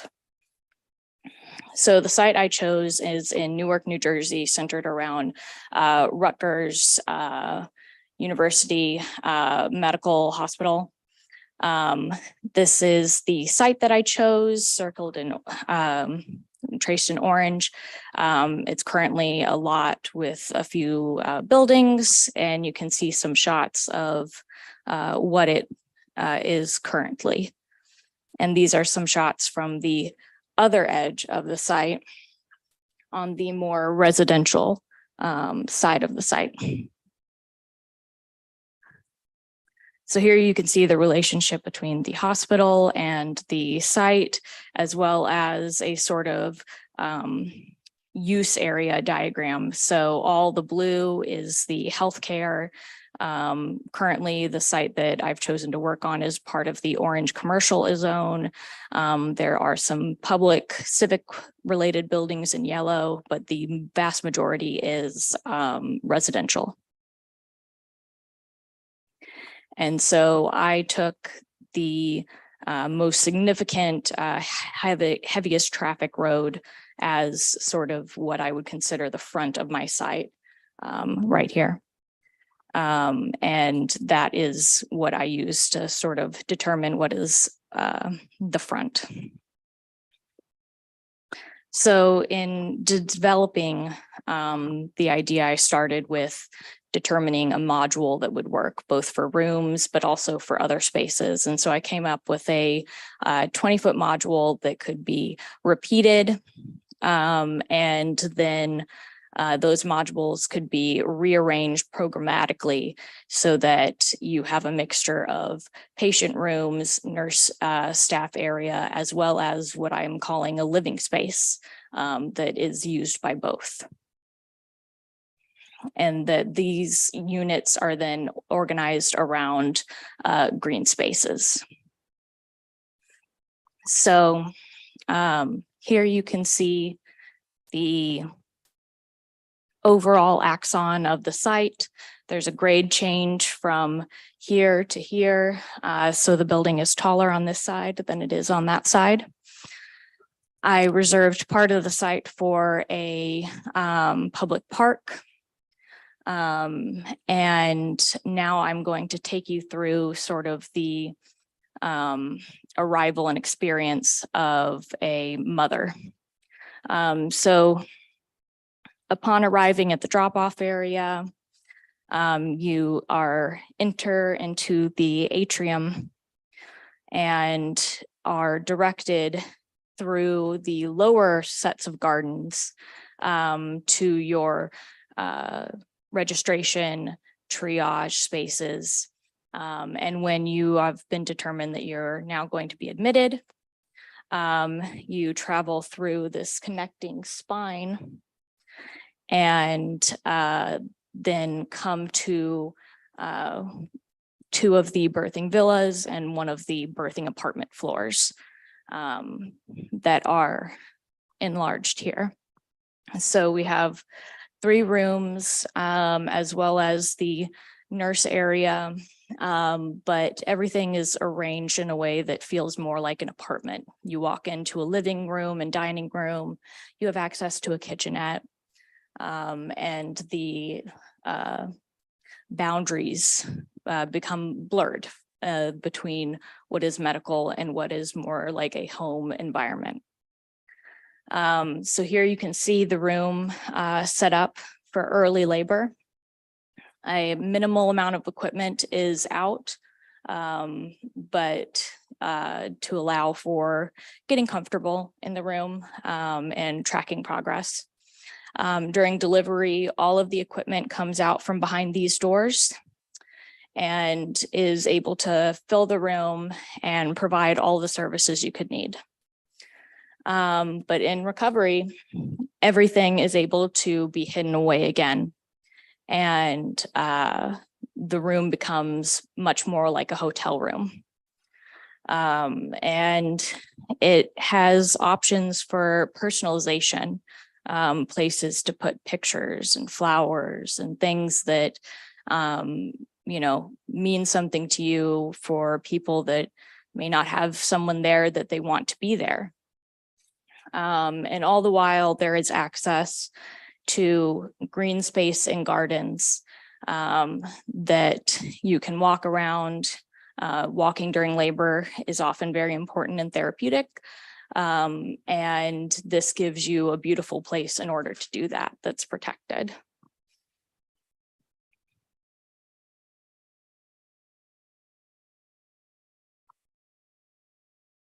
Thank you. Sorry. Can you explain why the travel faces at the one end of the building, not at the central area? Yeah. So this is the big main street. So this is what designates sort of the front of the building. It's also right next to the hospital. So this is a more industrial type side.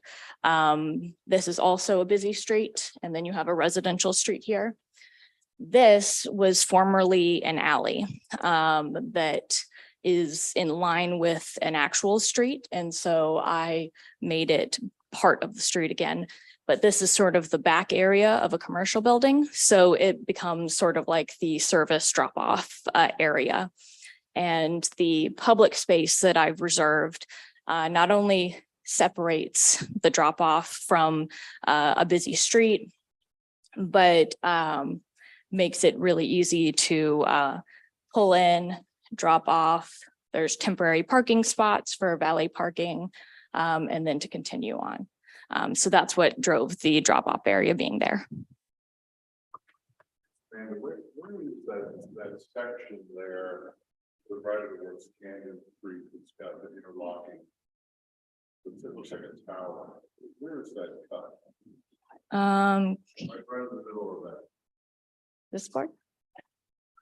This, yeah. The section, the lower one, right to the right of that, bottom of that. Yeah. So where is that section? Oh, that's taken right through here.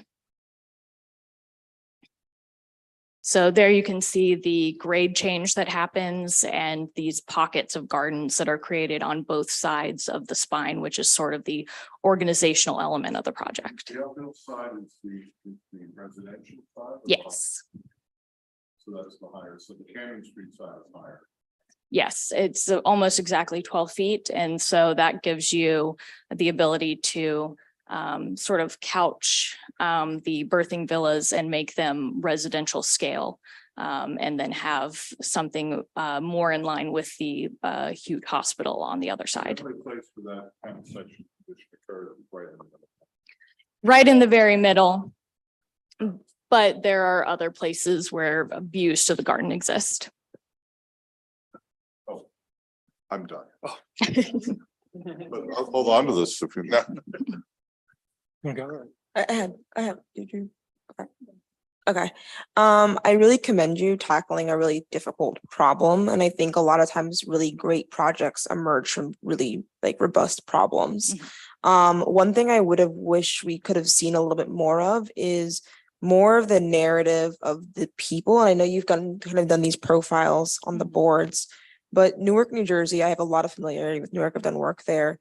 It is a very BIPOC, heavily Black and brown city. Yes. With a very, very rich, dynamic, like tremendous, like a bunch of different words to describe their issues of race relations, and maternal mortality specifically affects Black women at astronomical rates as compared to other races. Yes. And so I wish that there would have been a little bit more of a social fabric that had been interjected into the project.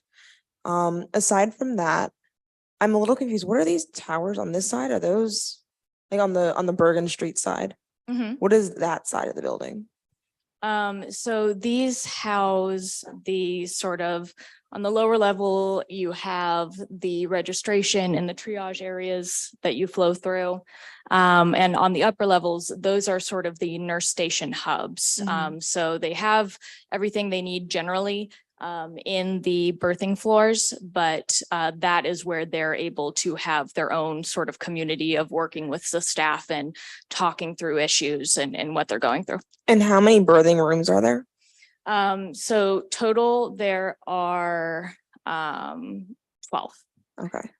So this is a project where I think I'm pushing for the inverse. It seems like it's really large for the amount of people you're serving perhaps, but maybe there's more, outpatient care that's happening on, and also like, post operation care or, neonatal care that might be happening in this space. But it does feel a little bit agnostic to the place that it's in. And I know that you've done a lot of orthogonal drawings and a lot of line work, but I'm not seeing Newark specifically. And I'm wondering if the architecture is missing a sense of place. And is missing a sense of urbanity, even just in the forms themselves. Like they're not even necessarily responsive to the residential fabric on Camden. And so I'm just wondering maybe at Bergen Street, if the building came closer to the street, and then you're giving more, space for the park or the outdoor green space on Camden.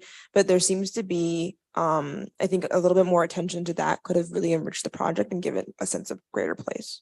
Gotcha. Well said. I was thinking very much along those lines. So the difficulty I'm having with it, well, first of all, the apartment idea and the birthing, I think that's just absolutely incredible. Okay. So I think that's really a great set of thoughts.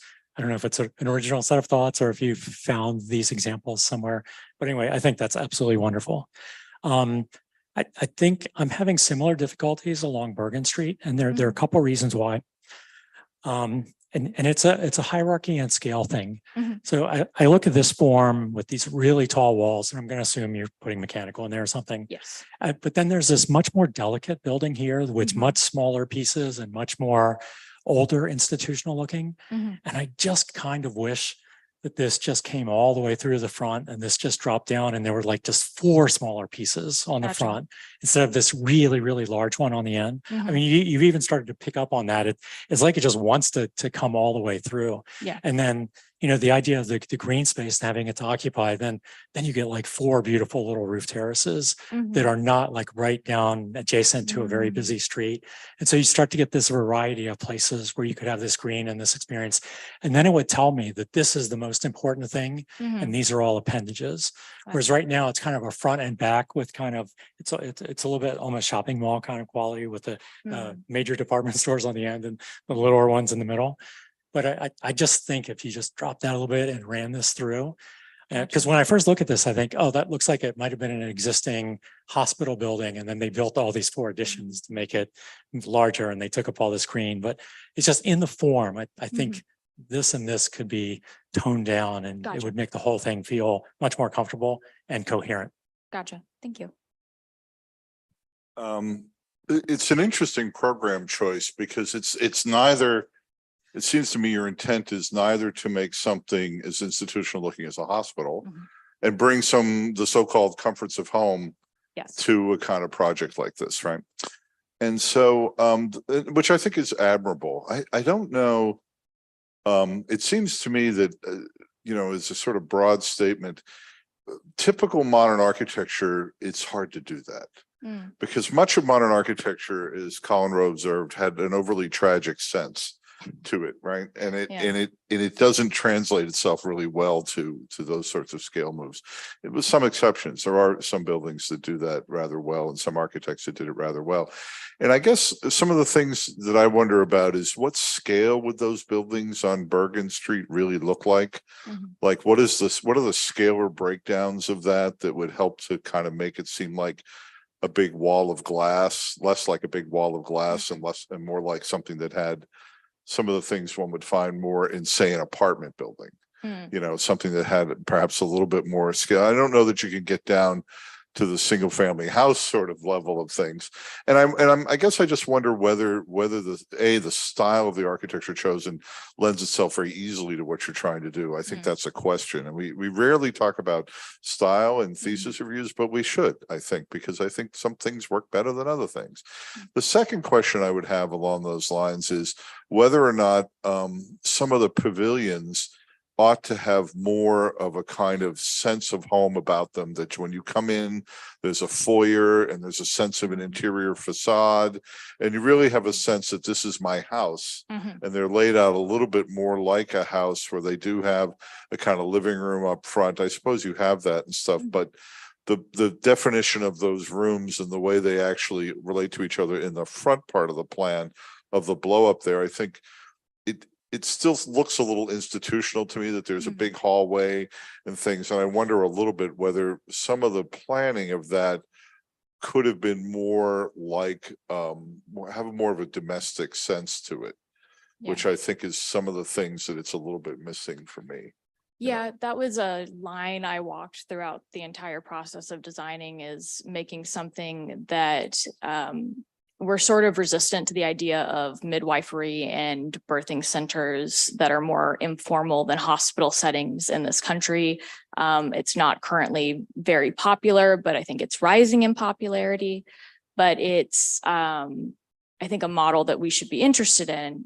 But in thinking of how to get people more interested and make it seem as safe as it is, I was trying to use the code elements of what you would have to do for a birthing unit in a hospital, but try and dress it up. Well, do you think that's because people are like, you know, I can imagine people, this is our first child, we want to make sure it all goes well. I want to go somewhere that looks like it's done this 4,592 million times before. It's not going to screw up, rather than something which doesn't have that sort of appeal to it. I don't know the answer to that, but it is a bit of a philosophical question about this. Yeah. I kind of just want to add to this conversation. So I worked on the same things that, I don't know if I mentioned it in the first review, but one of my sisters is a gynecologist. So I know and understand this world kind of a little bit. And the things that stuck out to me, I also went to school and lived in New Jersey and New York for 10 years. So I'm very familiar with this area. And the context, I think, there needs to be more thought on the context you're designing in, because it feels like it could be placed anywhere and it's not really related specifically to that area. The demographics should include the fact that it's people of color Yes. in this area and in general in the country that deal with what you vote on the board of fighting mortality rates. So that should absolutely be one of your demographic chats that you have. Yeah. Outside of that, thinking about the public, how you're kind of connecting that public park. One of the things that you mentioned is 12th Street is a busy street. And if you know anything about Newark, it's such a dense, chopped up neighborhood. There's a sense of a neighborhood feel needed. And I wonder if people would really want to come to a busy street, which they have to deal with all the time, to go to a public park, or if that should be placed somewhere else, a little bit off of the busyness to give them an actual public space that they can feel safe in. I see. Because I wouldn't want my kids running on a public street in a public park. So just thinking through that portion of things. And then outside of that, one of the things that I've heard through, I obviously have lots of friends that are people of color that just had their first kids. And to mention to your point, a lot of them are moving towards birthing centers and not wanting to be in hospitals because they don't feel safe in a hospital and feel like it can be trusted in that. So I like that you're starting to try to break up the architecture to not reflect that institutional feel. Because I know many people that don't even want to enter into a hospital or go to a doctor's appointment, to be honest.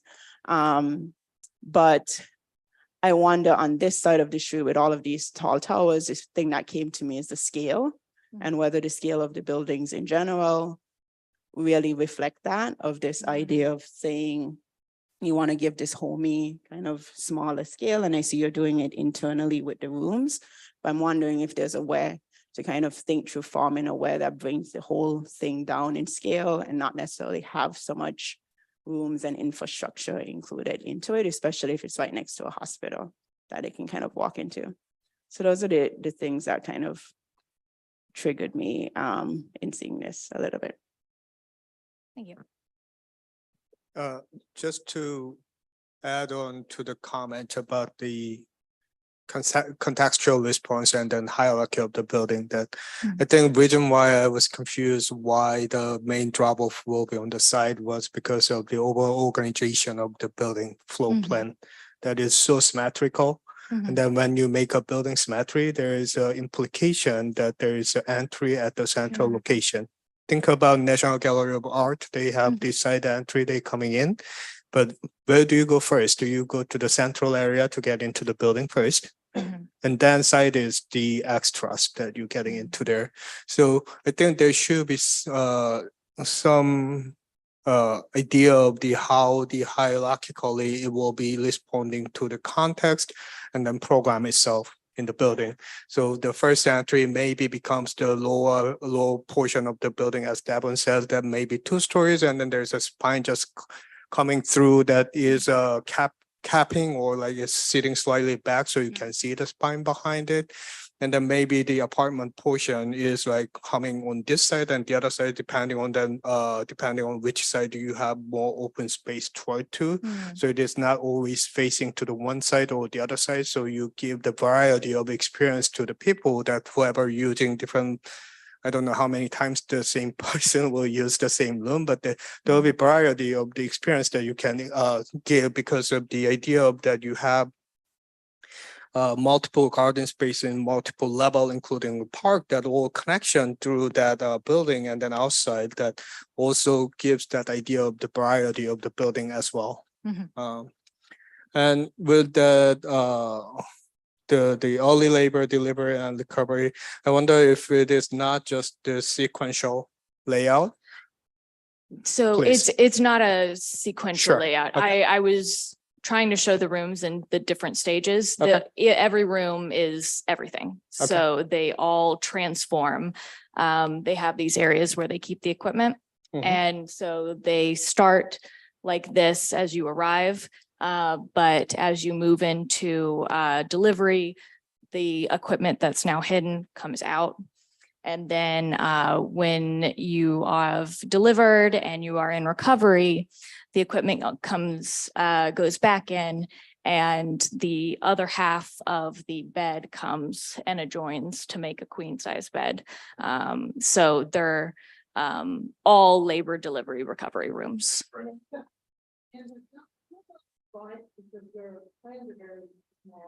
I do not. Okay. Yes. Sure. Yeah, I guess I was responding to the way that all three rooms are in somewhat similar situation. Yeah.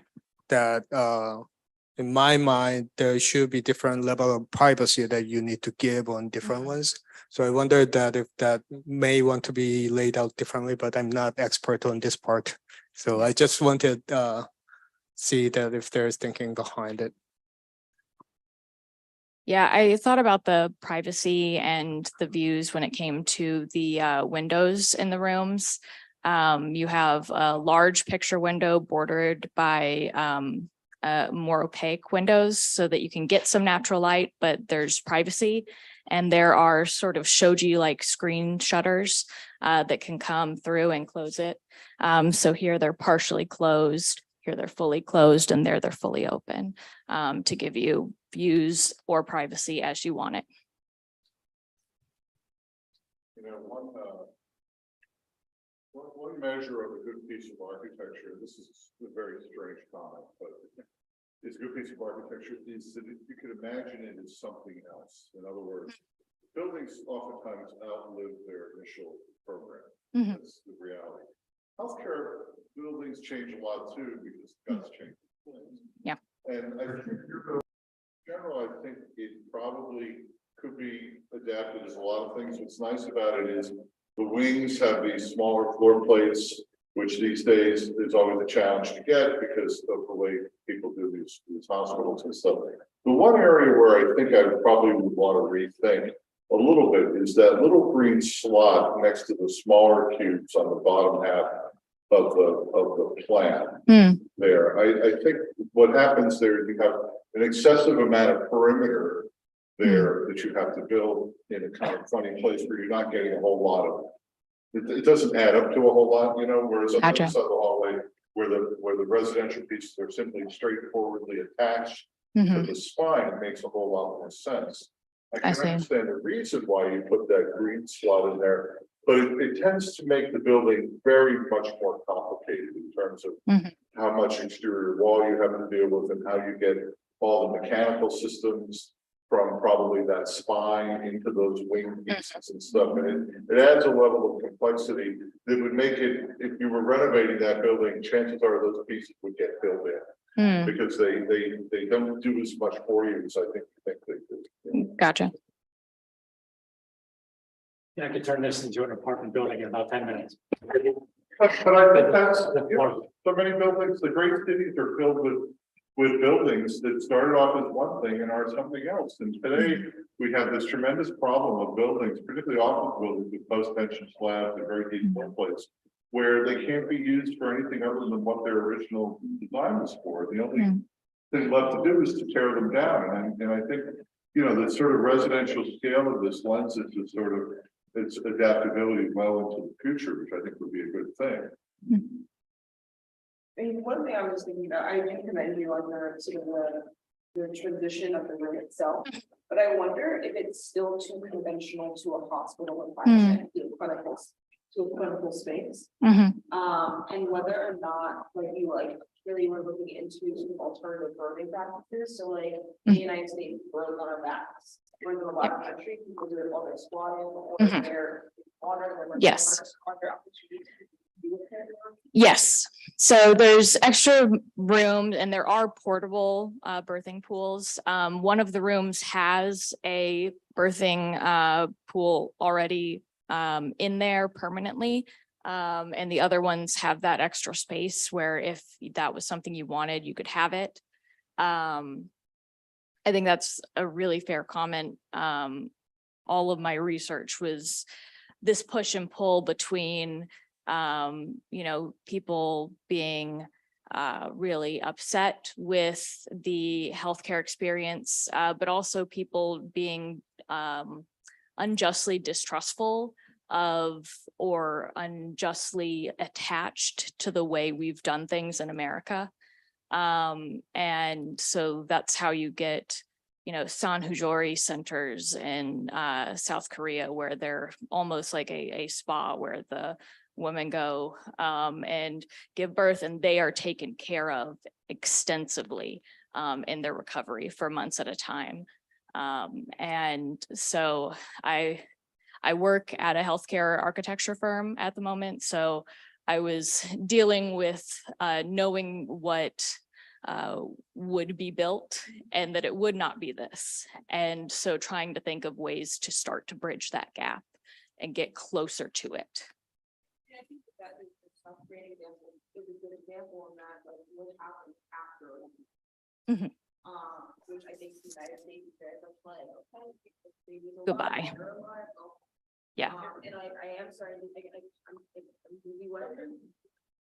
Yeah, that's very true. And I'm probably getting a lot of targeted Instagram ads because I'm newlywed, but I'm getting a lot of these things that these new post-birthing resorts to get into for a retreat where they make sure they do lactation consulting.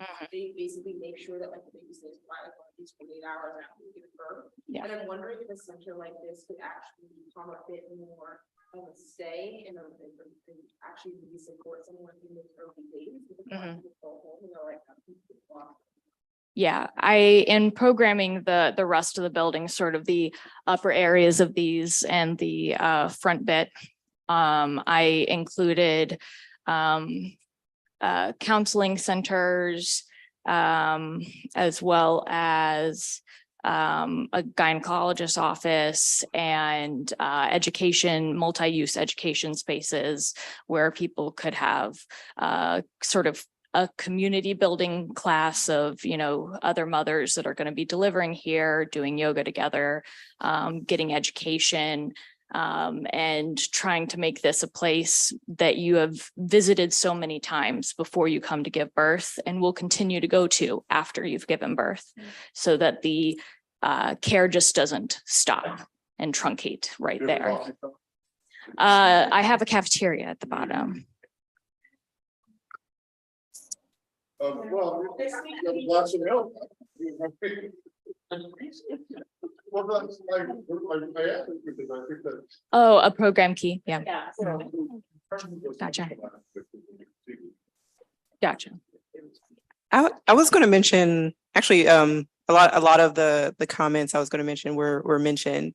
But when you first started talking about cycles, that's how I thought you were going to take us through the narrative of we're entering into a more intimate space, which I feel like these wings are getting at. And then afterwards, maybe those spaces are more open, more communal, and then so on. And maybe there's spaces like that before and after. Yeah, in the entry building around the atrium is where a lot of the education and multi-purpose spaces are, so that is sort of an all-purpose hub that people are coming and going from frequently.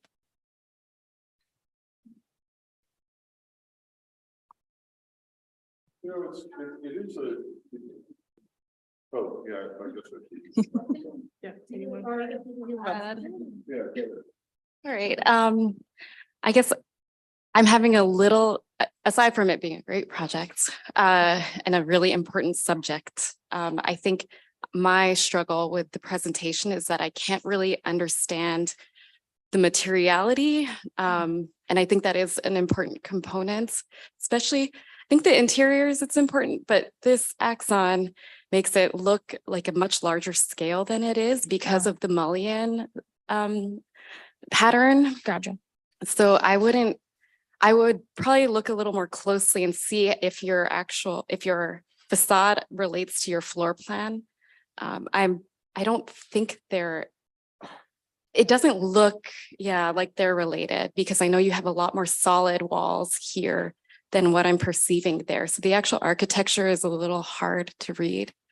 And And even just like there's symmetry, but there's also a lot going on. Yeah. So I think maybe just kind of simplifying in a way, or taking it a step further and maybe letting your interior inform a bit of the exterior a little bit more, so that you can start maybe rearranging things on the interior once you start to see how it shapes the exterior. I also imagine that your Camden Street elevation's very solid. And I don't know, when you think about the community and the relationship between your building and the residential area, that doesn't jive very well, right? So you kind of want to look at your ground floor and your second level elevations there to see how they relate. I understand that there's a bit of that kind of domestic approach to that side with your formal choice there of the pitched roof, kind of. And same with your entryway.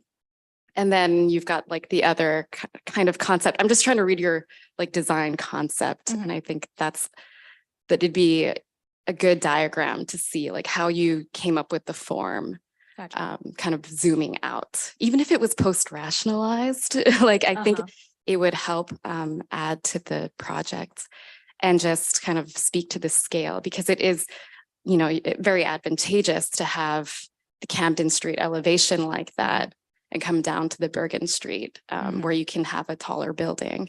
But then with the way the mullions read, it's like very institutional on that side. And I don't think that's necessary, or it's also, maybe it's an opportunity to look at other types of projects that take it to another level and like kind of play with opacity instead of just curtain wall. Yeah, I have it set up, and that's probably what is being slightly confusing in plan, is that some of the glass is transparent and some of it is spandrel. And so, I played with a lot of different ideas about how to represent, but I was really struggling with how to get that to come across well. But I toyed with a lot of ideas like the spandrel glass being, these colored panels. So you have sort of a pixelated color design on the buildings where some areas are transparent and some are not. But yeah, that is something I would like to explore more. Yeah, I think that would be really fun. Next level of development, kind of studying that facade. Another thing is even just adding like the materiality to these very domestic feeling spaces, I think would help convey that home feeling and also access to nature with natural materials. So that's like another level, kind of in a similar way where you're just kind of illustrating a bit more what the design really is, because I think there's been so much emphasis on space planning and sequencing, and that, you've done that quite, like you can tell, like, and that's a big part of the patient experience. How they're going to use the space and the function of it. But then it's also the materials, what it looks like from the outside, it still matters, because they're approaching, right, this place that they're going to be, who knows what's going to happen in there. And, to kind of continue with the space planning, I noticed that some of your interior walls or your interior layouts kind of like they'll use the exterior wall for a plumbing wall, or like for a solid, like a restroom on an outside corner. Like just try to avoid that, or like flip it onto the interior. It's just, if we're going to talk plans. And then even looking at, like going back to my comment on your kind of the very solid elevation on the residential side, you might want to push your living room to the outside wall at Camden Street, so that you might have a corridor leading to it, or, different kinds of spaces leading to that living room. But I just imagine it wanting to be on that northern wall. And then you can actually take advantage of like kind of bringing the neighborhood in a tiny bit where it's like people are ready for it. But I think that would help the layout a little. Gotcha.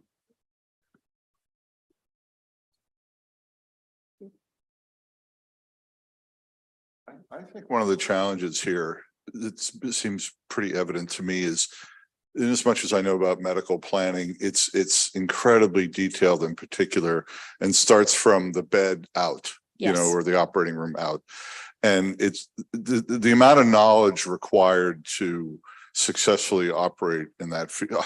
Good pun there. Successfully operate in that field is enormous, right? You have to know incredible amounts about equipment and storage and lines and air changes and things like that. It's the most technical field probably in architecture that there is. When you take that as a challenge, and then you overlay a context which is very different on one side than the other, and the overall context of Newark, which has its own sense of character, plus this question of what is the right scale for an institution that's trying not to look like an institution, that has aspects of home and aspects of, but it still has to function with all the technological gizmos and things that make it a place that's safe for people to go. It is a very daunting problem. I think those three things are very, very intimidating. And I'm sure you encountered them, Amanda, very early on. I'm just realizing it now. You probably realized it a long time ago.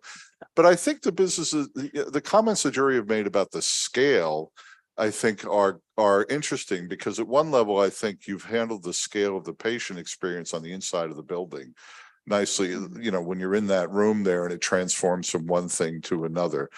The next question about how the building works and the scale of that and how the scale of that works on its exterior seem like things that are, would be challenges for you, whether it was a birthing center or not. Yeah. Right. So, I think that is a very, very difficult problem. I just want to point out that you've set for yourself, because, you work for a firm that does a lot of this kind of work. So it's probably hardwired into your daily routine. Yes. On the other hand, this question of the basic question of how you navigate between an institutional campus and a residential neighborhood, no matter what the program is also, to me, very intimidating and very, very much of a challenge. Yeah. Thank you. And actually, Amanda, I'm going to close it off since I'm your chair. All right, thank you. Thank you so much for your comments, everybody. My name is Michael Abrams. I'm Amanda's chair. And Amanda, this has been really a long journey. I feel like we finally gave birth to your fabulous project here.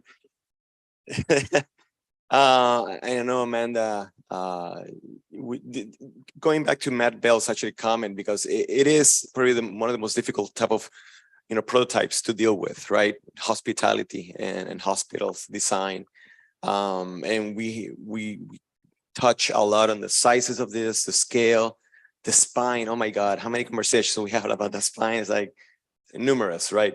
And still, right, there's always opportunities to mold and maybe modify some of your ideas. But I want to go back to when, you and I first met, right? The reason why I want to work with you, because I think you had a really good, important topic, right? Maternal mortality. And that goes back to my own experience. My wife, we had a miscarriage back in 2011, and we were treated like crap at the hospital, basically. It was like, oh, you had a miscarriage, you can go home. I'm like, I felt like lesser than, like a person. And my wife was crying, and we had no therapist, no one to help us. And it was devastating for us, and I thought, here you have somebody who, Amanda, dealing with this topic that happens to so many women, right? And, being Latino and in this hospital, mostly we're all white people. We felt like, maybe this is a racial thing, right? Yeah. So I appreciate dealing with this topic. I appreciate picking a site such as New Jersey, which I think, as our colleagues mentioned, right? There's a type of BIPOC type of quality that you're engaging here. I know one of our conversations was that you want even single moms that maybe their partners might be violent, that it could be a safe haven for them as well, right? And I know you mentioned that or not, but that was one of the key things you mentioned at the very beginning when you and I started talking, right? And now you're in this field of healthcare, so I encourage you. I only wish you all the best, Amanda. Thank you. I wish you and to get licensed as soon as possible. And keep developing your ideas, because we need more places like this. We need more garden centers. We need more type of humane type of maternal type of natal care, both pre and postnatal, Yes. right? I love one of the comments you just mentioned. Why can people have longer stays? Mhm. That's a fantastic idea, right? Yeah. And eventually, right, with the adaptability, this could become longer rooms, right? Yeah. So again, I want to thank you. And I also want to thank Ronnie Eisenbach, a committee member, and Brian Kelly, who was the other committee member, working with you. This has been very exciting, and I'm glad you finally made it all the way through here. Thank you, Amanda. Thank you.